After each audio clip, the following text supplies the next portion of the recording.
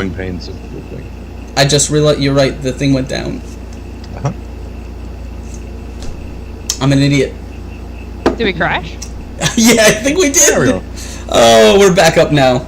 Now we're back. Yes, we are back There we up. go. Sorry, everyone. I had Look it. at me! I see me! I was like, I knew I had hit the button. Are we? Do you guys see it? Are we back Down up? again. Yes, I see. You went down again. What is going on here? I see it. It's still up. Maybe it No, came right no, back up there when it I is. reloaded. Technical issues abound today. I'll hit play. No, I see it. It says we're streaming. I think so. I see it streaming. Okay, It was offline for me. we will pretend. Now it's up. We There will we go. pretend we are. Hello, everyone. Sorry for the internet issues. I don't know what's going on. I will hopefully we will get that all sorted out. But let's get back into it. How you doing, Trendane? What's going on? Oh, hi. Doing good. It was it's been an interesting few hour and a half getting everything set up and. Yeah, no, kind of. When I was trying to figure it out, you were explaining it to me, and then as everybody came in, got to explain it to the next person, and it just kind of cascades along. But for those who don't know me for whatever reason, my name is Trent Sparks. I'm a professional voice actor, and I'm here to palaver some of the things starting with P with these fine folks here. Okay, thank you. Yay! Awesome. Words. And right next to him is Adam. How are you doing, man? I'm doing well. I'm waving, but you can't see me on my camera because my camera is just the figment of the human imagination and technology. Though the robots can come and get you, and I'm not going to let the robots see me, so there'll be no record that I ever existed. I'm a professional novice gamer with over 20 years of solid experience doing stuff, and I'm really happy to be here. This is actually, I haven't done D&D in quite some time. I'm just hoping to bring out all of the voices that I have that are in my head. I can get them out away from me, so I'm excited. That feel. I think that's kind of why we all show up every week. At least I know it is for me. How are you doing? Voices out. Yeah, it's really the only way. How are you doing, Chris? I'm good. How are you guys doing? Do you have the full goatee with your armor too? Oh yeah. You have the goat. That's perfect. Almost long enough to braid. I'm this close. This close in time wise or lengthwise? Lengthwise. It's not quite long enough to braid. That's what she's. I'm trying to see how long I can get it before my office tells me to shave it. Oh you man. look like a metal band retiree. Look that old? That's just mean. Damn. Jeez. Walking out. I just realized why I wasn't getting notifications because I had Gmail closed. Awesome. And we have our last, but certainly not least. How are you doing down there in the end? All lonely? No, I'm good. Hi guys, I'm Ashley. I have no idea what I'm doing at all, so go easy. Yeah. You'll remember eventually. It's only been 10 years since we 8 played. years. Well, been 8 years it's since the please enter this here and click this and then ta-da macros, and I'm so I've got 45 ill-gotten, I don't know what I'm doing, .com. That's why we're doing this, so we can We're gonna figure it have out so before much we fun. actually do it for real next week. Today's show brought to you by... That's the next week or the week Yeah. after? The week after. Yeah. The week after, Yeah. right? Because we're going to be down a person next week. I'm sorry. Because he doesn't exist. Going Going Not down. whatever. not only does he not exist, but he said that he wanted to be here forever playing the game. When we were talking about how long are we going to play, he said forever. But no, he's going to go out of town next week. See, he lies all around. So, before we dive right into things, we do have a couple of announcements. As always, this week in particular, yes, woohoo D&D time. This week in particular, our show is brought to us by my awesome friends over at Sirenscape. They're awesome. They have a program for D&D music, and they will be providing all of the lovely soundtrack for today's episode, which you guys playing with me probably won't hear because I'm not going through the incredible amount of work to pipe the audio back through Skype, which I can do, but it's hard. But everyone watching will get to enjoy it. It's quite a lot of fun. We're not worth it. I get it. Yeah, it's too much audio work. I'm not an audio technician. I don't like doing all that. Anyway, so they are nice enough to sponsor this episode by giving me access to all of their kits via a super supporter account. So if you guys are a DM and you like music and you want to bring life to your campaign, definitely go check them out. And if you want to know a little bit more, you should check out my episode of Fuzzy Dice, which is my talk show where I interviewed the creator of Sirenscape, and we had a great time. So that is all that stuff. We do have one huge announcement, by the way. As I mentioned, we have a show called Fuzzy Dice. It's every Tuesday at 8 p.m. So if you're watching right now, you come back on Tuesday, you will be seeing me hosting Fuzzy Dice. What is Fuzzy Dice? It's a talk show where I bring on all kinds of guests, podcasters and streamers and game designers and people from all over. I host everyone, anyone and everyone. Last week I had John Harper, an awesome game designer of games called like Lasers and Feelings and Blades in the Dark. We had an amazing time doing that. And this week, on the 26th, I'm going to be hanging out with the man himself, Matthew Mercer, the host of Critical Role, and also the host of the new D&D show, Force Grey, Giant Hunters. Yeah, he's awesome, but he's kind of unknown. I'm hoping to get his name out there. So hopefully he'll blow up real big after hanging out with me. Don't we all? Maybe pick up some D&D tips. So that's all that. I don't want to spend too much time dwelling on the announcements. We have an adventure for you guys, and if you guys recall, let's dive right into it. If you guys recall, let's put the elven flute on. If you guys recall, I had sent you a thing that said that you guys would be starting in a small town called Bellis. And Bellis is a small frontier town, much like any of the frontier towns you kind of expect in the land of Varisia. It's got a couple of buildings. It's not particularly huge. It's mostly agricultural. The people, it's got a small community, and the people are very close. You all are arriving here on the day of a fairly big event, a wedding in town. 2 people are to be married, and the whole town has kind of put on a big celebration. And before we sort of... and so the frontier town of Bellis stands within the quiet shades of the borders of the Marani Forest, sort of nestled along the banks of the slow-moving Selen River. Flower gardens color every homestead, painting a vibrant scene under the summer sun, as the common folk go about their business, tilling the lands, tying off their boats, and kind of hobnobbing over cups of mead in the local tavern. And thank you so much for Stephen H&H for following. You are awesome, and welcome to the madness. But in the distance, you guys can you hear the barking of dogs, the laughing of children, and the humming of bees as they gather pollen. You guys are all here in Bellis, but I'd like to know why. So why don't we go down the list and have you introduce your characters, tell us who you're going to be playing today, and tell us why they're in this town on this auspicious day. We'll start. I guess that makes me first. Yes, we'll start in the same order. Why not? I am right next to you. So, hi, by the way. So I am playing a centaur whose name is Televastan, and he is pretty much a wanderer. He tends to drift back and forth across the plains, was separated from his herd a very long time ago, but managed to survive on his own and is now kind of just a pilgrim who wanders through wood and plain gathering herbs, because he's kind of just a traveling herbalist, and he happened to be passing through town trying to pick up some pieces of whatnot that he can't get in this area that he needs to make a poultice or something else, possibly even just a tea. And he does know of one herbalist in town who sells it, and so he's stopping in, and lo and behold, there's a wedding going on. Wow, they will probably have cake. Awesome.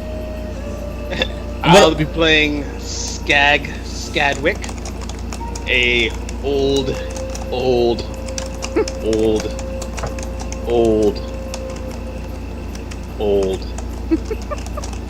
warlock.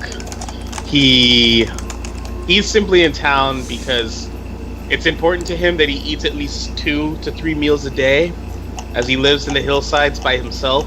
He doesn't have time for modern people things with their thoughts and their words interrupting his busy days of planning for what he's going to eat tomorrow.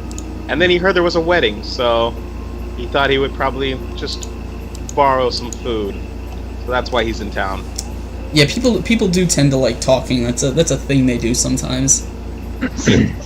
He doesn't have time for young peoples and their words, and it's bothersome. Off my lawn. All right. And what about you, Chris? I am playing a dwarf paladin, Sir Roderick. He was basically just passing through on his pilgrimage, visiting different villages and towns, spreading his good fate, and he found out there was a wedding, so he stayed for the drink. Okay. And what That's about? a good reason to stay. Yeah, why not? It is. And what about you, Ashley? Who are you playing? I am playing a tiefling warlock, and my character's name is Mallory, and she lives under the idea of think it, do it. And she was thinking she wanted to go on a walk, and she hasn't stopped yet, and she heard music and tinkling noises, and she followed it, and also stayed for the wine. All right.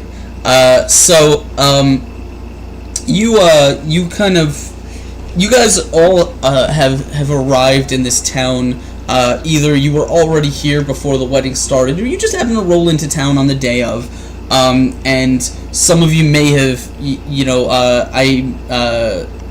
our senator friend, I'm gonna call him Tully because I'm not saying Tullivaston every time. Yeah, everybody calls him Tully. Okay, yeah, Tully. You're a ranger, so I'm kind of a young one. So I'm under the impression that maybe not you, but maybe like your someone in your brood, maybe your father, came into contact with Ellen, who is an old ranger from an old adventurer, and he's at this point he's retired. He's an old guy. He doesn't really have time for fighting anymore. You probably haven't seen him or don't even remember him, but he may know know your father or someone else in the noble centaur lineage from back in his adventuring days. But the rest of you may just kind of find an open invitation posted somewhere in town that just says, Ellen and Kalaya's marriage celebration. Come dance and drink and revel with the town. So you guys are all you're all attending this celebration. By the time you get here, you can see that the festivities for the wedding stretch from the stone chapel to the rose gardens of the temple to Shaylin, who's the goddess of beauty and love, past a large open-air tent and down to the sun-drenched, tree-lined banks of Stillwater Creek. Music and laughter is filling the air, with partygoers calling out for attendees to join in the games and merrymaking. And I am going to, we're going to turn that up, turn the little music up. So you guys are just sort of, you haven't met each other yet, you're all just kind of on your own business, but there's things to do and there's people to see, and this is a little bit of a map of what the grounds look like. So you guys, some of you may be coming in from the road, off coming in this direction right here across the bridge. Some of you may already have been here to grab some food, so you already were in the festival grounds. Point of information: I'm not seeing the map yet. Yeah, me neither. Ooh, that's because you guys are on the Saying. you guys are still on the landing page. There you go. My bad. Ah, that'll help. Thank you. Nice. Ah, There we go. It's all That was fixed. my turn. I thought I was having a moment again. You were. Oh, what is going on? Ben Loomis from Sirenscape is in the chat. Ben, you just missed our little shout out to you. What's going on, Ben? Yeah, he can identify his sounds by ear. What do you guys have interest in while you're here at the festival? There's food. Food. Okay. Well, for you, the first thing you probably would seek out is sort of that big yellow tent. The first thing you would have noticed is sort of the delicious smells emanating from this large canvas tent. As you can see, partygoers frequently coming and going, carrying wooden plates of fried fish and barbecued pork and cups of honey mead. And around the back, smoke is rising from several cooking fires. I'm gonna go along the side and take a small dagger and cut a hole into the tent. Okay. Go inside and get some food. I don't feel like waiting in line. You Okay. Contrarian. So do you want to be stealthy about it? No, there's no time to be. No, probably not. I'm hungry. What is there? I mean, time to waste? there is an entrance. Like you don't have to cut There through. are It'll probably take. people there in line. I'm hungry. I'm going on the side where the food obviously is at a table. Going to the side of the tent. Sure. So you sort of you kind of you stab your dagger through this canvas and you start tearing through. And as you pull the canvas open, you are immediately looking at this sort of burly man with a beard. He kind of a little bit elderly, probably above middle age. As he kind of turns his head to you and he says, "Hey, what are you doing here?" Move out of my way, Sonny. I'm going for the meat in the back. He's just gonna just smack you right in the forehead with a big ladle.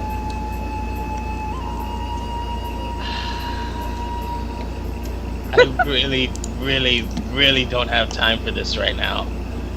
I need you to move out of my way. Alright, little boy? I'm hungry and I don't have time for games. And I'm gonna poke him with my quarterstaff. You kind of poke the staff in his considerable gut, and he just kind of looks down at it, looks back at you, and says, "You're lucky I don't ring you for destroying my property. If you want the food, you'll have to go around to the front like everyone else." Alright, boyo, listen to me. Get me a plate. I'll be at the front like everybody else and bring me some food. Now, I'm only gonna ask you once. Thank you. And then I'll hobble off to the front, Alright. mumbling to myself. And thank you so much, Dressed of Nordrasil, for following. You were awesome. Welcome to the madness. Okay, so you sort of, like, he is glaring at you as you hobble backwards, and make your way to the front of the tent. While he's doing that, what are the rest of you guys doing? I think Sir Roderick was inside, and he in line with 3 or 4 plates of his own, a couple containers of mead Stack balanced 'em on up. top, Oh, and you're he heard the whole exchange, and he is a very considerate man and must help those in need. So he wanders towards the back and offers this gentleman a plate, just one. You think that's gonna be enough to feed me? When I was your age, I would have eaten 4 plates. Go back and get me another plate. And then I quickly snatch the food out of his hand and I start shoveling the food into my mouth. No need to rush, sir. No need to rush.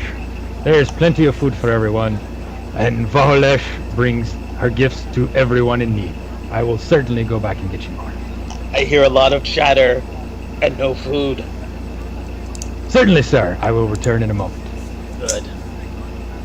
Starting to think this guy Go back. has like a tapeworm or something. So while the 2 old guys were fighting, I might have snuck in and got a turkey leg and meandered around. with my turkey leg. Okay. So as you're kind of wandering around, just kind of gnawing on this piece of meat, you can see to the north there's kind of a gazebo, a well-worn path that is strewn with flower petals, leads between rows of plain wooden benches to a decorative gazebo at the bottom of this sort of amphitheater. There's more flowers kind of adorning the structure itself, and a line of well-wishers extends to a couple that's seated under the gazebo and dressed in finery.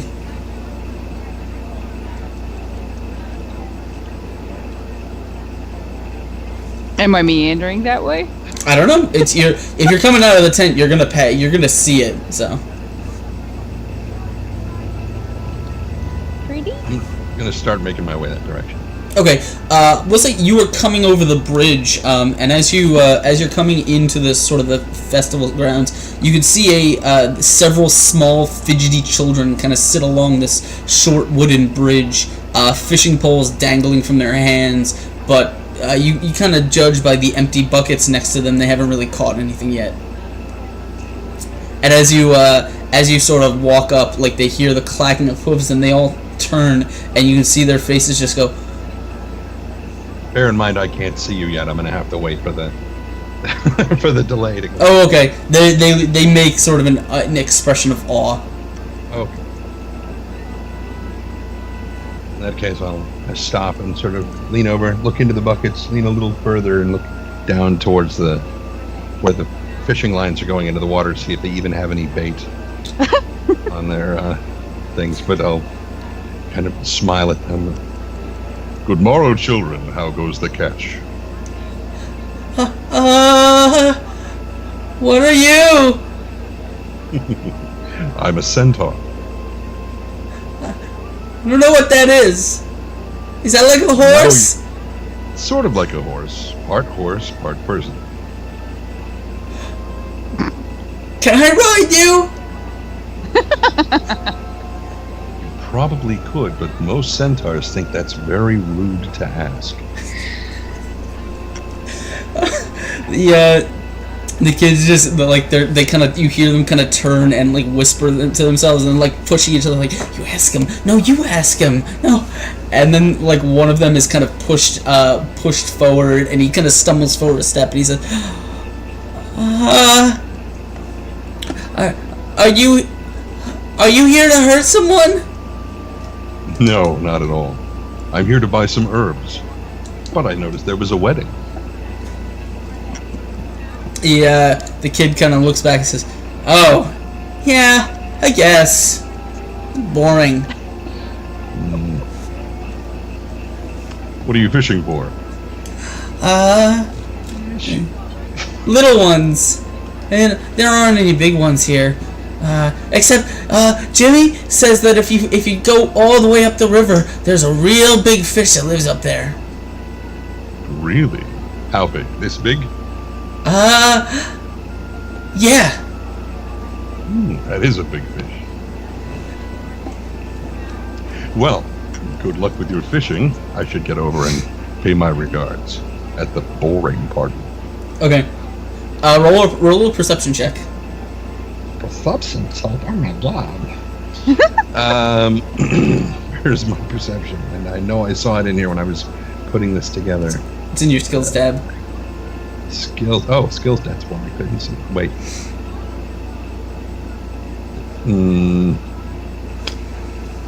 Oh, right. Yeah. Okay. Yeah. Got it. Yeah. Just realized my guy's the most unperceptive fucker ever. All right. 20. Nat 20. As you're kind of slowly just clomping over the wooden bridge, you kind of notice out of the corner of your eye as you pass the group of kids, one of them kind of leans his head like this. You can't see me. He's very clearly looking under you. Oh god.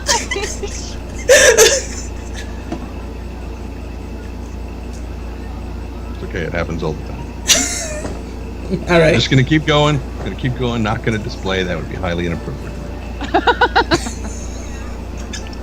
All right. So you kind of notice this, but you don't say anything. You just keep walking. Yep. I'm gonna move this over because I just realized it's there. Okay, so you are just tromping away, and Pete, you notice as you're making your way up the path this way here, towards the center. People are, you're catching people's attention. People are seeing you. You can see sort of a line of well wishes and stuff that extends from the gazebo this way. Mallory, you're kind of passing by, and I guess walking probably in this direction towards the gardens. Am I passing him? You're probably ahead of him. I'm sure you could see him. I want hard to to turn miss. around. Okay, so I'm going to turn around and I'm going to see the majestic horsey. And I'm going to run up and say hi. Hi! Well, hello, little one. You're kind of a horse thing. Kind of, yeah. Why are you here? I'm here to pay my respects to the couple to be wed, if they haven't already. And then I'm going to grab some food, hopefully. What There's about going to you? be a wedding? I have a turkey leg. So you do. Do you know the people that are getting married? I'm not sure yet. I only just got into town. Oh. Okay, bye! All right. Ciao. And keep meandering on. Centaurs can't really saunter. Nice little can try. A slow clip-clop will do. 2 coconuts. I can make my own sounds. Now it's like I'm traveling at super speed. African or European? So as you guys are making your way on, I mean, events are kind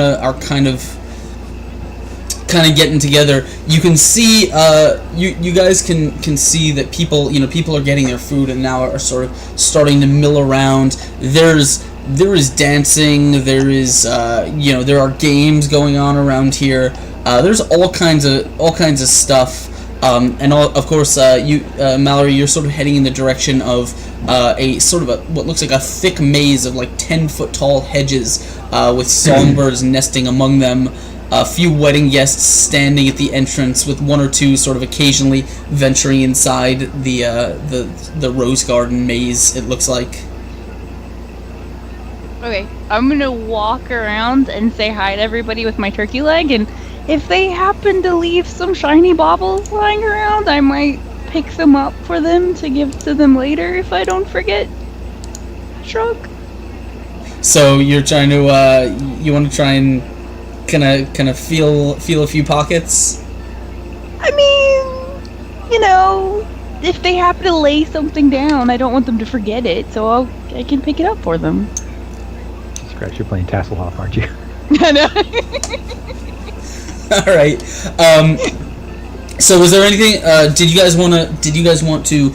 Anyone want to do anything specific?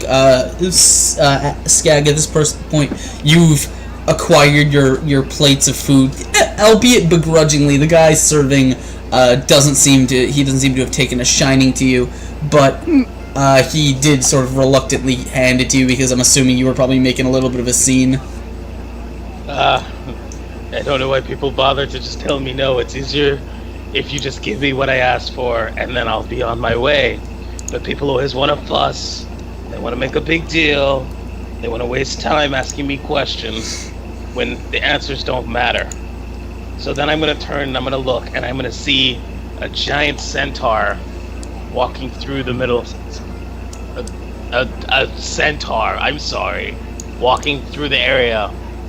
And now my curiosity is perked because why is a centaur here? So I'm going to walk up to him.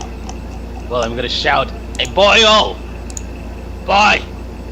Hey, man, beast! What are you doing here?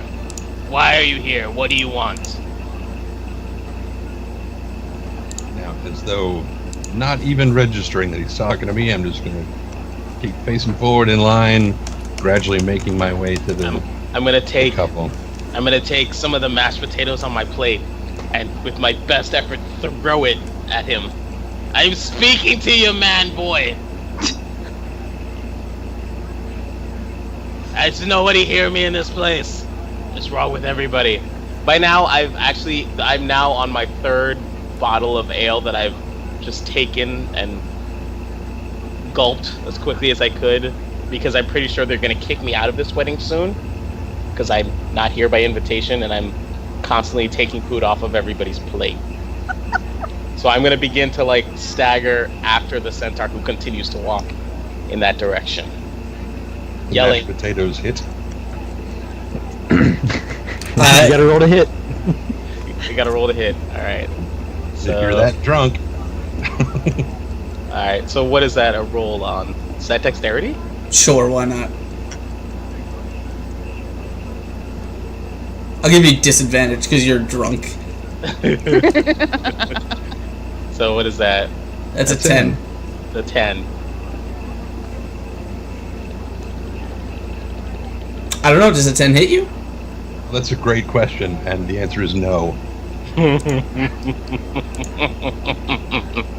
So who does it hit? That's another great question, especially since he's throwing toward the gazebo, where the married couple is. But he didn't roll a 1, so. Alright, so I can throw more mashed potatoes, because obviously no one is listening to me, and I don't like when no one listens to me when I have great facts. But go ahead. so you kind of Tully, you kind of stop as he's yelling, and like a wad of mashed potatoes sort of flies past you. Yeah, that gets my attention. So I kind of turn, look back towards him, then notice that he's looking at me. Oh, I'm the man beast you're referring to. Yes! What is your name, man beast? How far is the distance between these benches? The ones in front of the gazebo, Yeah. couple feet. Okay, well. So I can't really turn around in here without shoving my ass in somebody's face.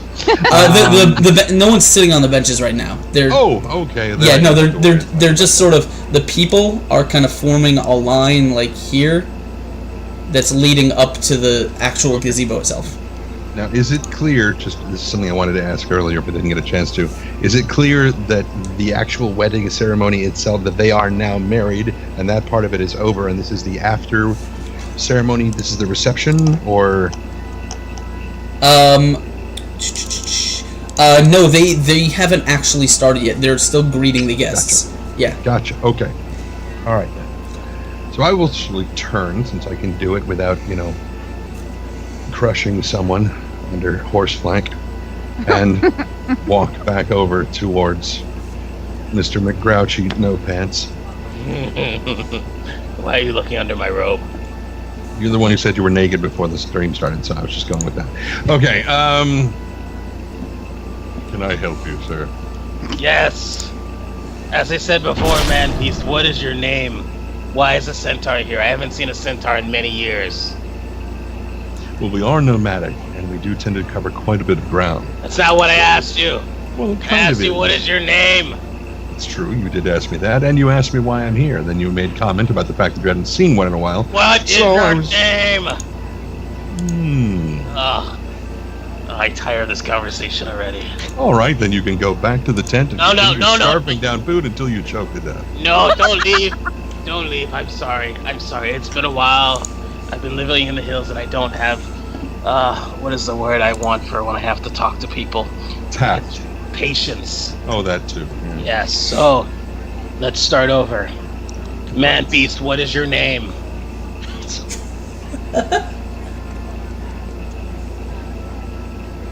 Do you not speak common? Do you not understand what I'm saying? I do. You're responding to me, but you're not. What is... I'm waiting for you to phrase the question properly. Name, do you have one, man beast? I do. Alright, I don't have time for this. Anyways, Well, there's a tent over there where you can continue stuffing your face until you choke to shall death. call you Steve the Horse. Steve the Horse, listen. I like the cut of your jib. What brings you to town, Steve? Steve! Steve! And then I'm gonna tap him with my quarterstaff. Steve, I'm speaking to you. Start turning and walking back towards the line of people waiting to... Steve the horse! I'm speaking to you! Oh, god damn it. Just right up the middle of the walkway. I'd slowly hobble after Steve, just chucking pieces of mashed potatoes and whatever I have on my plate, trying to get his attention. As you're walking up the front, like to the line, you're kind of at the back, and again, eliciting a lot of very kind of looks because people aren't used to this. But you hear kind of a voice. You hear a shout come from the gazebo, and you see your attention is quickly drawn there, and you see a man stand up, and he says, Dome of our son, I'm glad you could make it, friend. You kind of squint and lean in. What was the character's name again? His name is Ellen. Thank you. So yes, back to the squinting thing. So as he's kind of walking up to you with his arms outstretched. He is a little bit older, but he is clearly passing a couple people to get to you. And as he's standing right in front of you, he's kind of looking up as he claps his hands on your arms. His name is Steve. I'm glad you could make it. I didn't recognize you. I'm sorry. I know. It's been how many years since I last saw you? 2 or 3, I think, probably.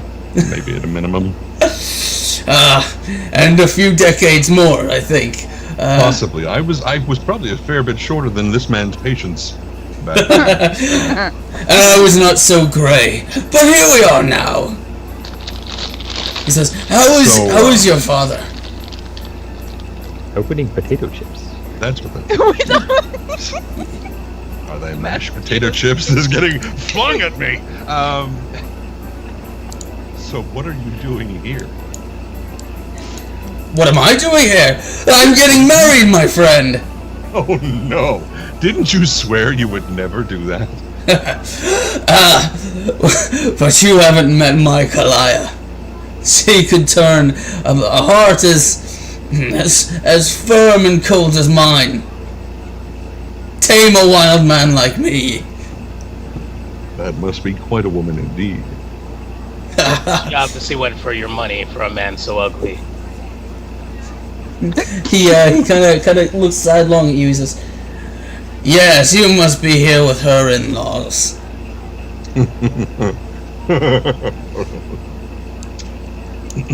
Speak up, boy. I'm deaf. I didn't quite hear what you said to me.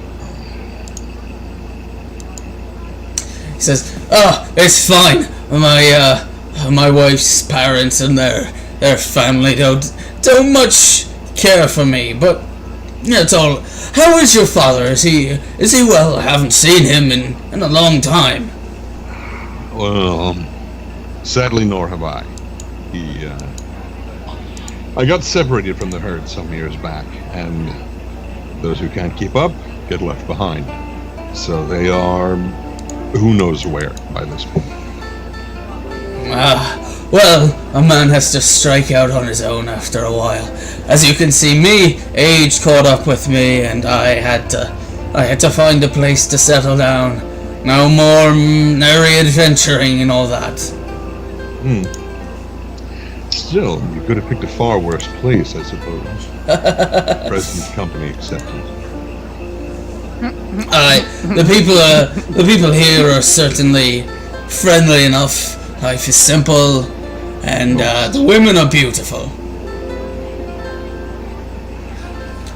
He kind of says to you, and also to the very loud old man behind you. He says, "Are you enjoying yourselves? Ceremony is going to start fairly soon."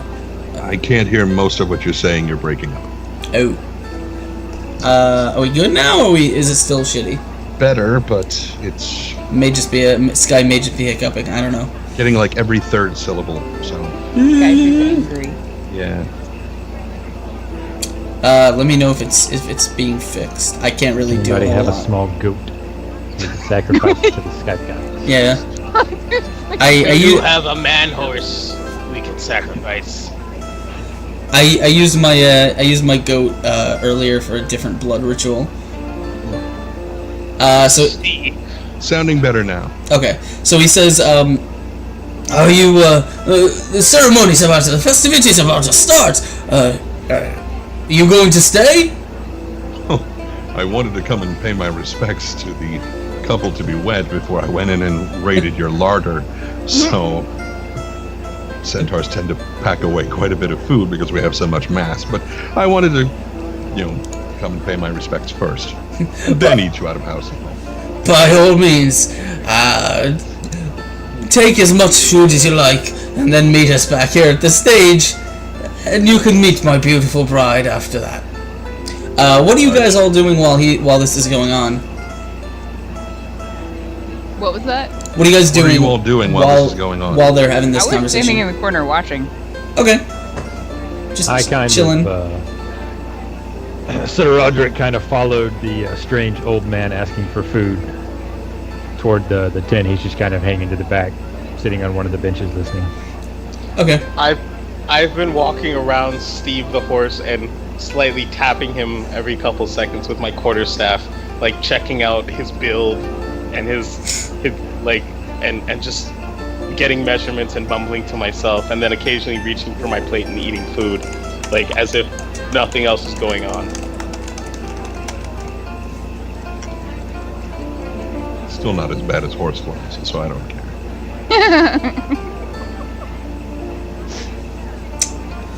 So Would they be half horseflies then? So, do you know this man, Steve? Do you know this man hosting the party? Could you get us more food? So I will go and get some food, and I will come back and meet your lovely blushing bride. I'm gonna go with Steve as well. Wow. Turn, bumping the old man with my gigantic horse ass while I turn and head back down the path toward this tent. I stumble over, mutter a small curse to myself, and then I follow behind him towards the food tent. I've made a friend. I don't have many friends. Steve! Hey, Steve! You have to try the turkey legs. I'm running him run up to the old guy and hold up a pair of spectacles and tell him that he's lost these. Kind of, sort of. A little bit. Maybe. I'm gonna turn and look at the little girl that ran up to me with the glasses that obviously are not mine. And be like, do you think I'm daft, little girl? You just want my... You want my money? You can't have my money. You can't have my money. I don't have any money to give you people. I'm tired of the beggars always asking me for money. I do have magic though. I have magic and I have food. Do you want food? Because I'm going to go get more food. We're going to follow my friend Steve the horse over there. And we're going to get food. And then I'm going to yell, hey Steve, we have another person to get food. And so, I'm going to wait. So as you guys are milling around, you eventually acquire some food. You see some of the things, but you know that the wedding itself is about to start as the music starts picking up a sudden swell of music, which unfortunately on stream mine just died down. But a sudden swell of music announces the bride and groom's approach after everyone has kind of gathered around these benches. And all of a sudden, as the music swells up, everyone just kind of goes quiet, and I'm waiting for that music to start up. But yeah, so as the sudden swell of music announces the bride and groom's approach, Kalaya and Aelin emerge from the chapel of Shaylin, which is nearby. Wow, that was loud. And there is clearly, a female priestess that is walking with them. You can see bridesmaids and musicians are following behind, guests immediately gathering in the amphitheater at the center of the grove. Once the procession has reached the gazebo, Viviana, the priestess, sort of announces a song about unexpected beauty, a song about unexpected love from Shaylin's Melodies of Inner Beauty, which is a book that she's reading. And she sort of nods briefly to the musicians for accompaniment as she begins to sing. So she's kind of singing along a very, very beautiful, very sonorous tune with these musicians, as you guys are all either with the crowd or around the benches. Yeah, what's up? Can I roll a wisdom check to see if I know that song? Sure, religion. You said go ahead? Religion. It's religion? Yes. It's a religious hymn. You definitely don't know that. Oh, I definitely would know it. There's lots of different religions. Thank you so much for hosting us on May Gaming. Mike, you are awesome. Mike from Unmade is my boy. Not like my actual, not like my son, but... Your spawn. What are the faces of the people listening to the music? What's the faces of the people of the music? They look like they're happy, they're cheerful, they're clapping. Some of them are kind of standing up, and they're all smiling very, very brightly. I'm gonna start taking some grass and shoving it into my ears. Okay, thank you so much, Up a Notch, for following. Welcome to the madness, my friend. Alright, so as you guys are listening to this song, can everyone go ahead and roll me a perception check?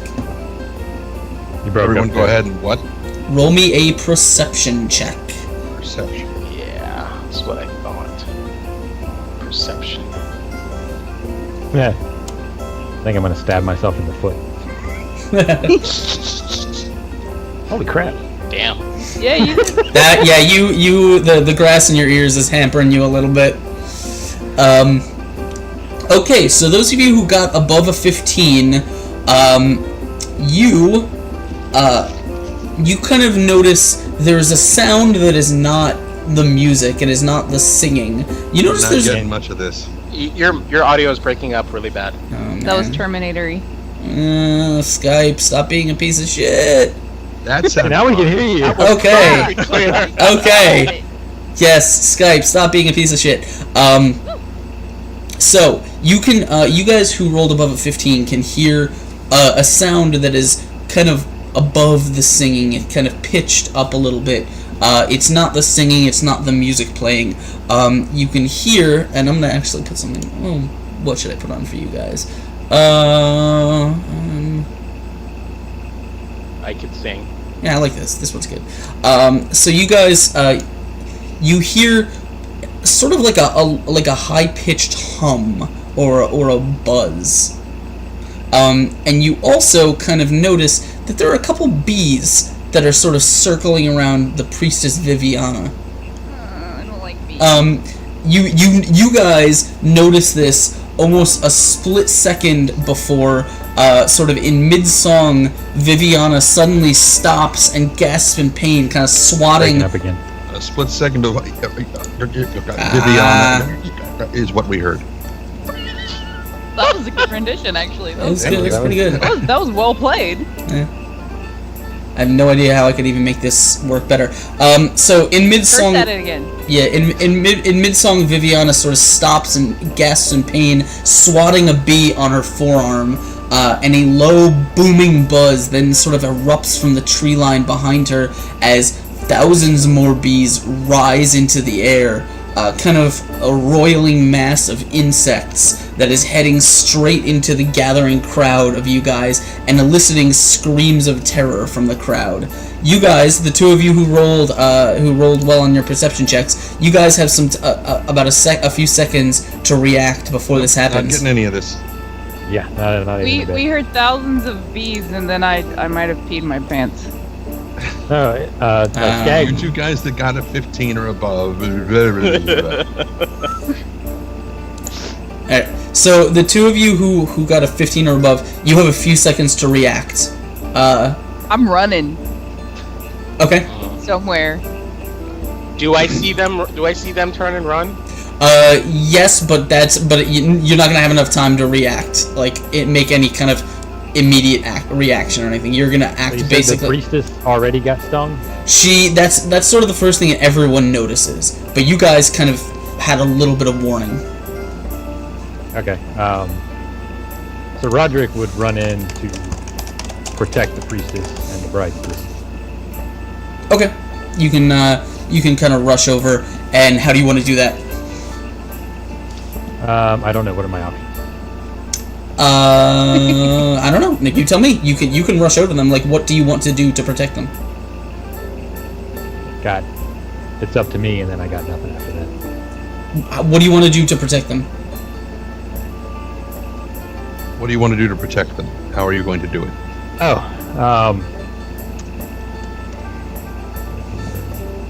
Let's see. What options do I have? I don't really know, to be honest. The tent, is it closed on all sides except for the opening, or is it open? The food tent or the gazebo? We're still in front of the gazebo, right? Yeah, you guys are right here. Okay, so the gazebo is like a true gazebo. It's open on all sides. Yes. Okay. Do I have skirmish? Let me see. No, I don't. see, give them from there to there. Honestly, I would probably just back them into the gazebo, help the priestess up, and get them in there just to provide as much cover as possible. Okay. Let me find. Hold on, I'm finding skirmish here. There we go. This will be. I'll play this for you guys because it's kind of some action music. Okay, so. So you guys who with the 8 and above, one of you is bolting, the other is rushing towards the couple. The rest of you guys will, and you can do that. That's fine. You get that underway. The rest of you have a chance to react along with the rest of the crowd. And basically, let me find some good action music here. For the stream, the rest of you guys will. No, that's not what I want. I was also going to say that in the process of rushing forward, I was going to say, get to the chapel. It's a solid structure. Far less likely that insects could get inside. That was the best thing ever. All right. What's a good? Are you rushing forward? One of us was. I hadn't said anything about what I was doing yet, so. I'm hiding behind you. Okay, well, I'm moving, so good luck keeping up. My movement's 50. You said yours was what? Yeah. So. Can I grab onto your tail? You can try. If I start doing some drifting, you're gonna get, knocked around on some stuff. I have big feet. We're good. Okay. How high is your acrobatics? Can you jump on his back? Mine? Oh, I thought you meant hers. I was like, no. I'm gonna do a double reverse back flip, and then I'm gonna land on top of the gazebo. No. All right, so you guys kind of are caught in the midst of this scrambling and screaming crowd. Tully and Skag. You're breaking up again. Yeah, that's real loud. Tully and something. Tully and Skag are going to be caught among the benches. So you are definitely going to be in the midst of difficult terrain. It is difficult for you guys to move as you're sort of jostled and kind of hit by guests who are sort of tripping over in their haste to escape. But you are kind of in the mid. While this crowd is going around you, what do you want to do? I think what you said was that This issue with Skag. Skag and I are in the midst of all of the benches, and therefore it is to us rough terrain, and that we're in the middle of a mass of panicking people, and you wanted to know what we're going to do. Yeah. So what I want to say, hopefully this mic works a little better. I don't know. What I want to say, what I want to know to you guys is, what do you you're in the midst of this crowd. Mallory has already escaped, and Roderick has already escaped. You're not in the midst of the crowd. The other two are. So, do you want to rush out with them? Do you want to try and help people from the incoming bees? What's your plan? I know that I personally am not a big fan of Oprah, so I'm going to try to rescue as many people from the bees as I can. So, now there are no children at this, like over by the benches and everything, right? They were all back at the bridge. Yeah, the children were over the bridge. They're long gone by now. Okay. Then if there are any who seem old or infirm, aside from Skag, near me, that I can grab you, especially the elderly in-laws that might be like, Good gracious, I'm going to have to get into the chapel before I get stung to death. Don't have my EpiPen. whatever. Try to see anybody who actually needs assistance. Okay. Do you actually? Since Skag mentioned that he has magic, I'm not as worried about him. There are definitely some elderly people. Did you want to just grab one, or do you want to like shout orders or directions to try and influence the crowd in any way? Well, aside from telling them get into the chapel, Okay. Go ahead and. But I would try to pick up. Yeah, go ahead and roll me a persuasion check, or an intimidate. Depends how you want to do it. That's a good question. We'll go with persuasion for right now.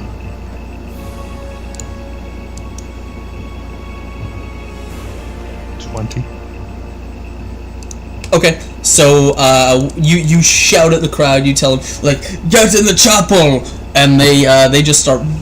Some of them manage to. They kind of like turn their attention and they start going that way. Not the whole crowd is influenced, but enough. Like some of them are on that way. And you kind of grab like two of these elderly people under your arm and kind of start running with them. What about you, Skag? You were caught in the midst of all this. Don't forget to unmute. I'm sorry, I was still muted, and I was actually I've been trying to talk. It's all right. I'm going to using my alchemy tools. Well, first I'm going to. How close am I to Tully? You were sort of nearby him, but you see he is now like pushing his way through the crowd and trying to leave. And how close am I to Chris's character? Chris ran to the gazebo, so you're like right here somewhere. Wait, hold on, sorry. Do that again one more time, please. You're I'm like right there. You're like right there. Little red triangle. Yeah. Okay. Shit. All right. And like I said, there's people running like this way and this way and this way and this way. Oh my god. I'm going to take. I'm gonna find like a. Is there? I'm gonna open my bag of alchemist tools and I'm gonna make smoke. I'm gonna make like a small smoke bomb, or something. To do like, what? I'm gonna to throw towards the bees. Okay, so you want to try and smoke them away? Yup. Sure. And I'm going at the same time. I'm going to use my warlock ability, Awaken Mind, to talk to Chris's person, which is still 30 yards, right? 30 feet, or is it 30 yards? It's 30 yards. About 25. Is Awaken Mind an ability or is it a spell? It's under archetype. You may communicate telepathically with any visible creature within 30 of you that you can understand at least one language. Doesn't specify as an action? No. Okay, then under archetype for Great Old One. So you reach into your bag, and what exactly do you pull out to make this smoke? Like a smoke bomb? I mix. Oh, you're gonna make me do chemistry? No, I'm just asking. Like, what do you have in your bag? Like, what do you? So in my alchemy tools, I have a flask, and I have a bunch of various like herbs and chemicals that are flammable or whatever, and I pour one stuff into one flask and into the other flask, and then I wanted to throw it, but I'm obviously not strong enough, and I need to get it into the gazebo area, and it'll start smoking. Okay. It just produces smoke. Do you want? Okay, so I'll say that you could, if you wanted to, you could move towards the gazebo a little bit. You could move about half your movement speed because it's going to be difficult terrain because people are jostling past you. But if you wanted to sort of push like 10 or 15 feet towards the gazebo, then you could attempt to toss it in. Okay. Yeah. All right. I'm gonna roll me a ranged attack. Ranged attack. All right. Give me a second. All right. Ranged attack is under It should be just a d20 plus your dexterity. Oh, just the dice.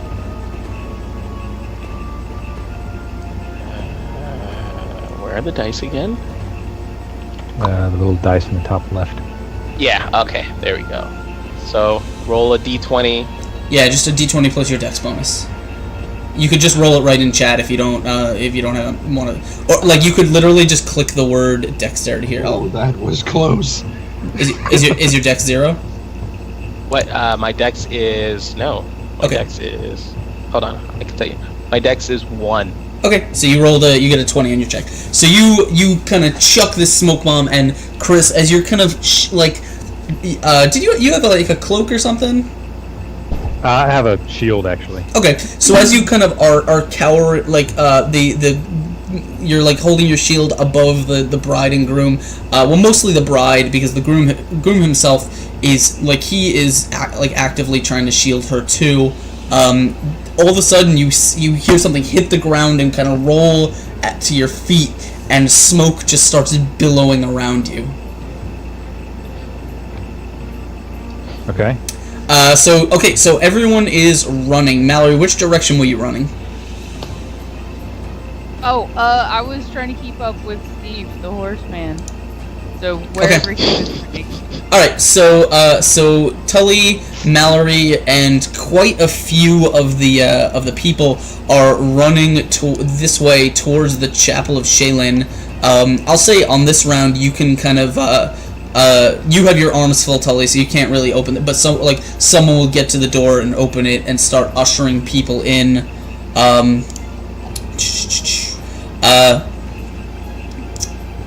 Okay, so you guys are going that way. On this round, the bee swarm is actually going to hit the gazebo. But the smoke is actually going to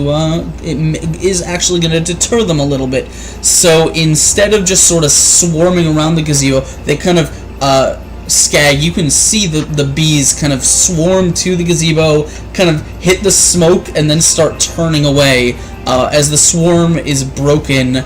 But some of them are gonna kind of pass it and make their way to you. Let me just check something here. What the fuck? Sound like something just exploded outside. Sorry, that was me. Yeah. Give me a second, I gotta check something.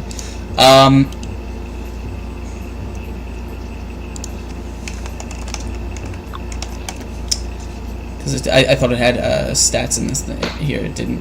Okay, so as these things are going to swarm around you, you are gonna take some stings. It's not enough to be like a full swarm. So, Skag, you are going to take only 1 damage from a couple little individual bee stings.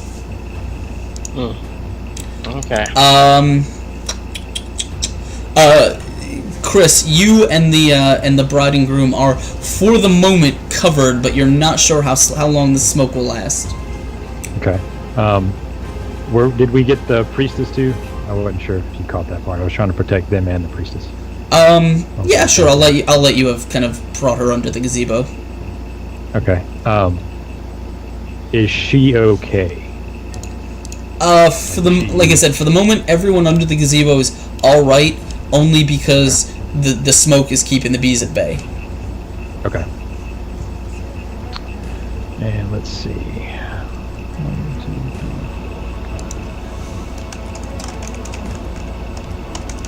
2, 3. And so they're still gathered around the gazebo? Who is the bees? The bee, yeah. They're not like in a condensed swarm anymore. They're sort of just, whizzing around trying to get at anyone they can sense, but the smoke is keeping it bay for now. If it goes away, you guys are going to be in the center of it, though. Would you say they're the bee's knees? Okay. I mean, they have knees. 6 of them. Can I cast a spell? My turn. See if I My can turn. save My turn. I was gonna help! You're dying. I'm not. So what do you want to do while do you want to try and move these guys? Do you want to? You can kind of see the people rushing towards the chapel. Yeah, the first thing I want to do is I want to check with them to see if they're able to run, and if they are, what I'm going to do is I'm actually going to go out first to try to attract the bees and run probably toward Skag down and see it so they can run toward the chapel. See if I can attract some bees. Okay, so you kind of turn to the husband, this retired ranger, and you tell him your plan, and he looks at you. He nods. He says, "You're a brave lad. I'll I'll keep him safe." You do that, son. We'll get you out of here. He's like 3 times as old as you. I don't know. How old is he? Well, he's easily in his 60s. I'm 80. Oh, okay.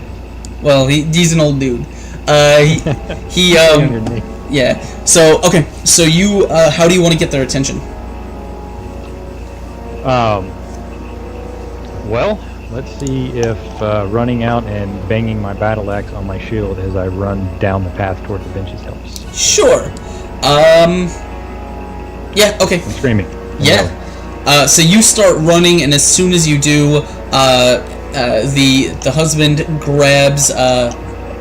Sorry, his name slips my mind.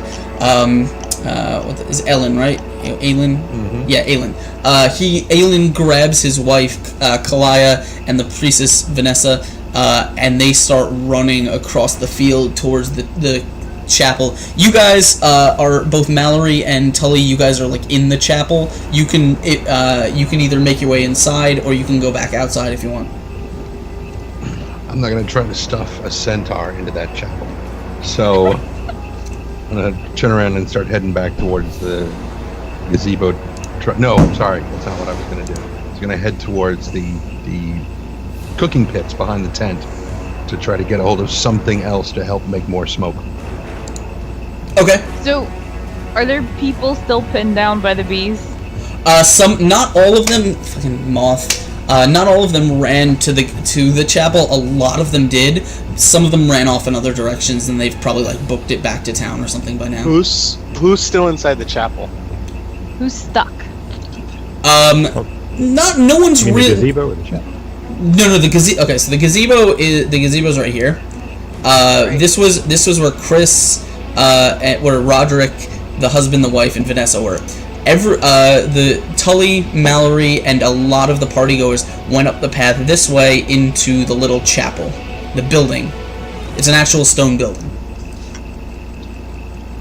So the people, a lot of them are inside this building now. Some of them are. There's really no one that's kind of just like scrambling around this area anymore. So there's no, like, where are the bees gone? No, the bees are still there. They're around the gazebo. What are they doing? Well, they haven't done anything yet because it's not their turn.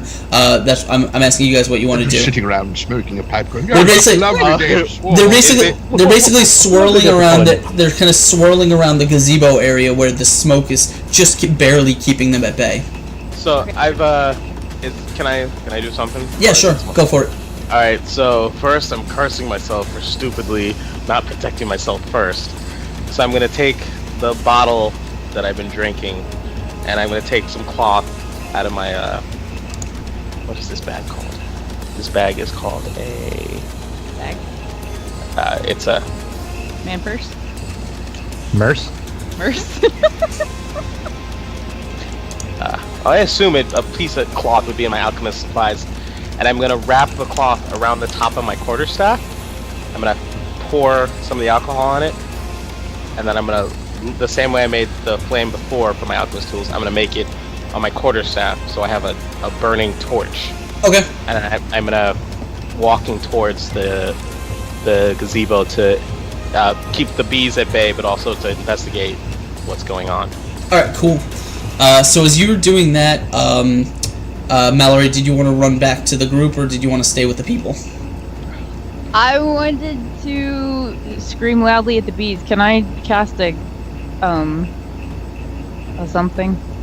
I don't know what a something is. Cantrip. Can I cast thunderclap Yeah, sure. at the bees? Yeah, absolutely. jerk weasels. You wanna what do you want to do? What do you want to use Thunderclap to do? You just want to wait till they swarm together and then blast them? And then run quickly wait, away. no, is Thunderclap is it around you? I think it's centered on. Yeah, it's centered on you. It's centered on you. So you would have to sort of run straight into the bee swarm. Oh shit. Okay, that sounds like fun. We'll do that. Okay.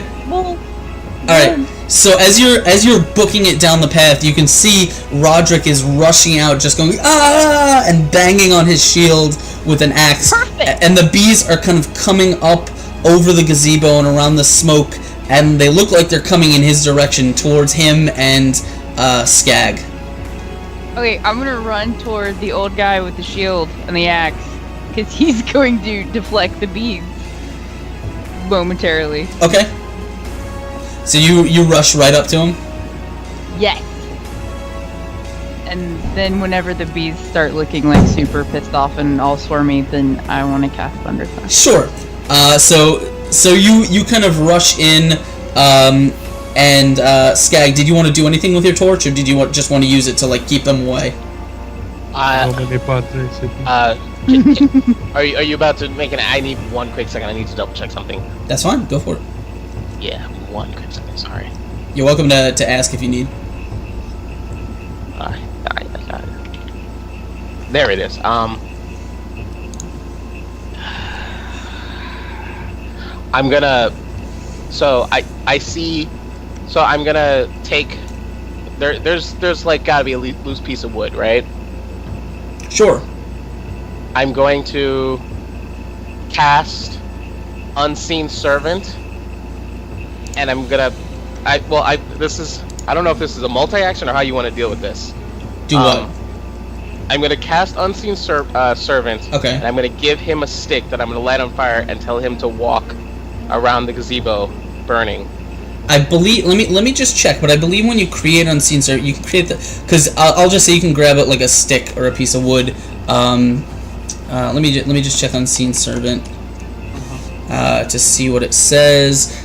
Invisible, mindless, blah blah blah blah blah. That springs into an existence, and it can't attack on each of your turns as a bonus action. So on the turn you can create, you can use a bonus action to give it a command.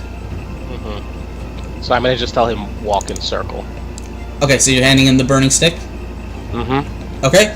So you give the Unseen Servant. He's not really going to get to the gazebo to do it until next turn because it takes him a little while to get there. But he will just grab this stick, and you see it just sort of slowly float towards. So Mallory, you run into the middle as this swarm is coming around you, but you are prepared for them. If you'd like to go ahead and do a thunderclap, you are welcome to. Holy shit! Who's fucking doing fireworks? Do the thing. That's a thunderclap. Yeah, right there. A second later, that would have been perfectly timed. 14 will definitely hit. Yay, dead bees. Alright, so just click the word. Did I heal them? Did I just heal the bees? Oh, you know what? No, I think you may have accidentally put it. I'm gonna check that spell thing. Maybe I think you. You may have screwed up, which is just shocking to everyone. Oh, okay, because you, because for damage, it has the damage as -3, I don't know why? Because it says the damage is just your strength bonus, so you wanted to change the damage to your charisma bonus, and Thunderclap's what, 1d6? 1d6? Yeah, 1d6. Okay, so, yeah, so there, that is that, and now if you do it, you can, nope, I'm gonna get that back. Now, if you click that, you do 4 damage.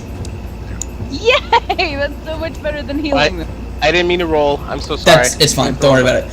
Okay, so you wait till these bees are swarming around you, and you just let out a pulse of energy, and with a crack of thunder, it is going to hit this swarm, and bees are just blown away from you as they take a whole bunch of damage.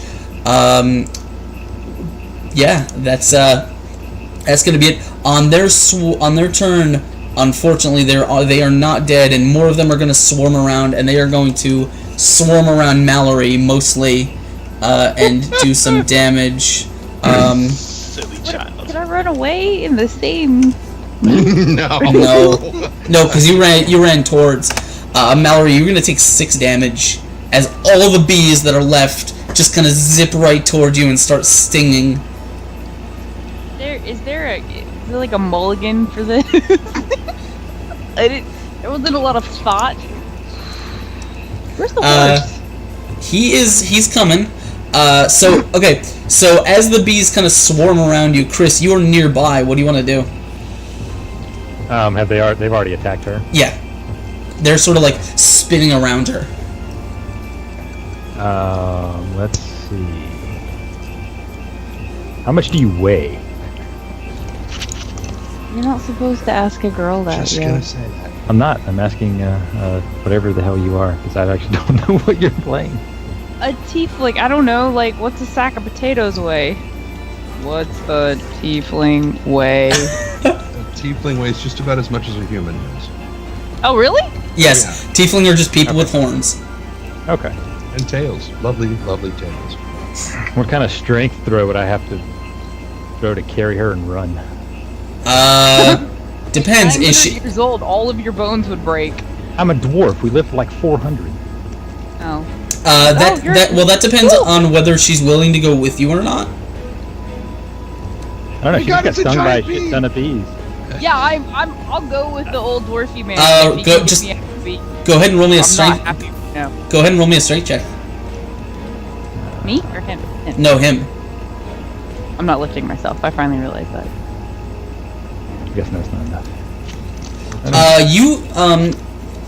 I don't know. Is Mallory? Is she a thin girl, or is she like? Does she like the Danishes? Yeah, basically. She likes turkey. We know this. Yeah. She Shiny. is at least a tiefling plus 1 turkey leg. Let's go 140 to 220. Let's say 160. Holy Whoa, I was shit, like, that is a Wow. Oh, so she's a bodybuilder basically. yeah, that's huge. You couldn't have said like 110. Jesus, cut me out here. What? You just said you were a dwarf. I'm a stout like, dwarf. We'll be a dwarf. I'm not Hercules. Sir Roger crumbles over in pain. I've made a mistake. I've made a mistake. Oh God, let the beast take me now. Made a mistake. So Roderick, you kind of grip her around the waist, and you go to like haul. The first thing you realize is, oh, these robes made you. I could not tell. Jesus, girl, what have you been eating? Rocks?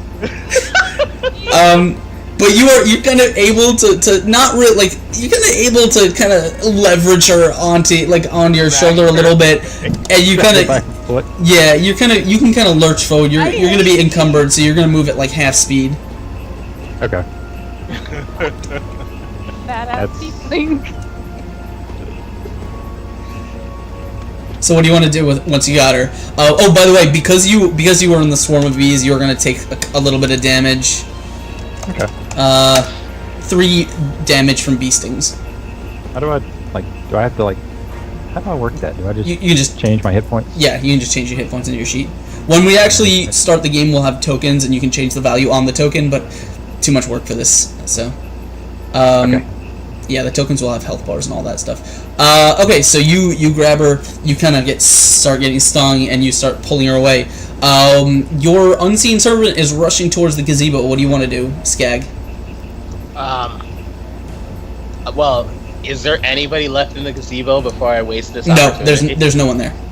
I command the unseen servant to follow them, and where are the bees still coming, or is there actually? They're swarming around those two, which are not All not far from where you are. I'm gonna tell the unseen servant to follow them, and I'm gonna start hobbling towards them as well, with my staff still aflame. Okay. To smoke the rest of the bees and lead them towards the chapel. The chapel? You're leading the bees towards the people? No, lead the help the dumb dwarf and the large. Okay, the bees are swarming around them, so they're probably gonna follow wherever they go. So the smoke won't help them the smoke from your little on the end of your stick maybe enough to kind of keep a couple of them at bay, but not a whole swarm. Okay, then I need to rethink this. All right. Damn it. Okay. All right. Do you want to? You could attack the bees if you want. If you have anything to attack them with. That would be foolish. That's not how you live to be as timeless and ageless as I am. That's how you get stung to death and being dragged away by a weak dwarf. Says the 160-pound woman. Oh my god, that's not that much! Alright, so she's got hooves and she's got horns and she's got a tail. That's a lot of extra mass. Ditch that shit. Alright, so real quick, so what do you want to do? Yeah, God damn it, guys. Alright, oh! Wait, hold on, I need, can I see the thing for the unseen servant again? You can see the thing that he's holding, yeah. I have it. Actually, hold it like fire servant for the part of the mind. That's really to the that's what you next. Alright, while he's doing that, Tully, what do you want to do? I'm hauling ass towards the this area. The where the bees are? No, behind the tent, where the. Oh, right.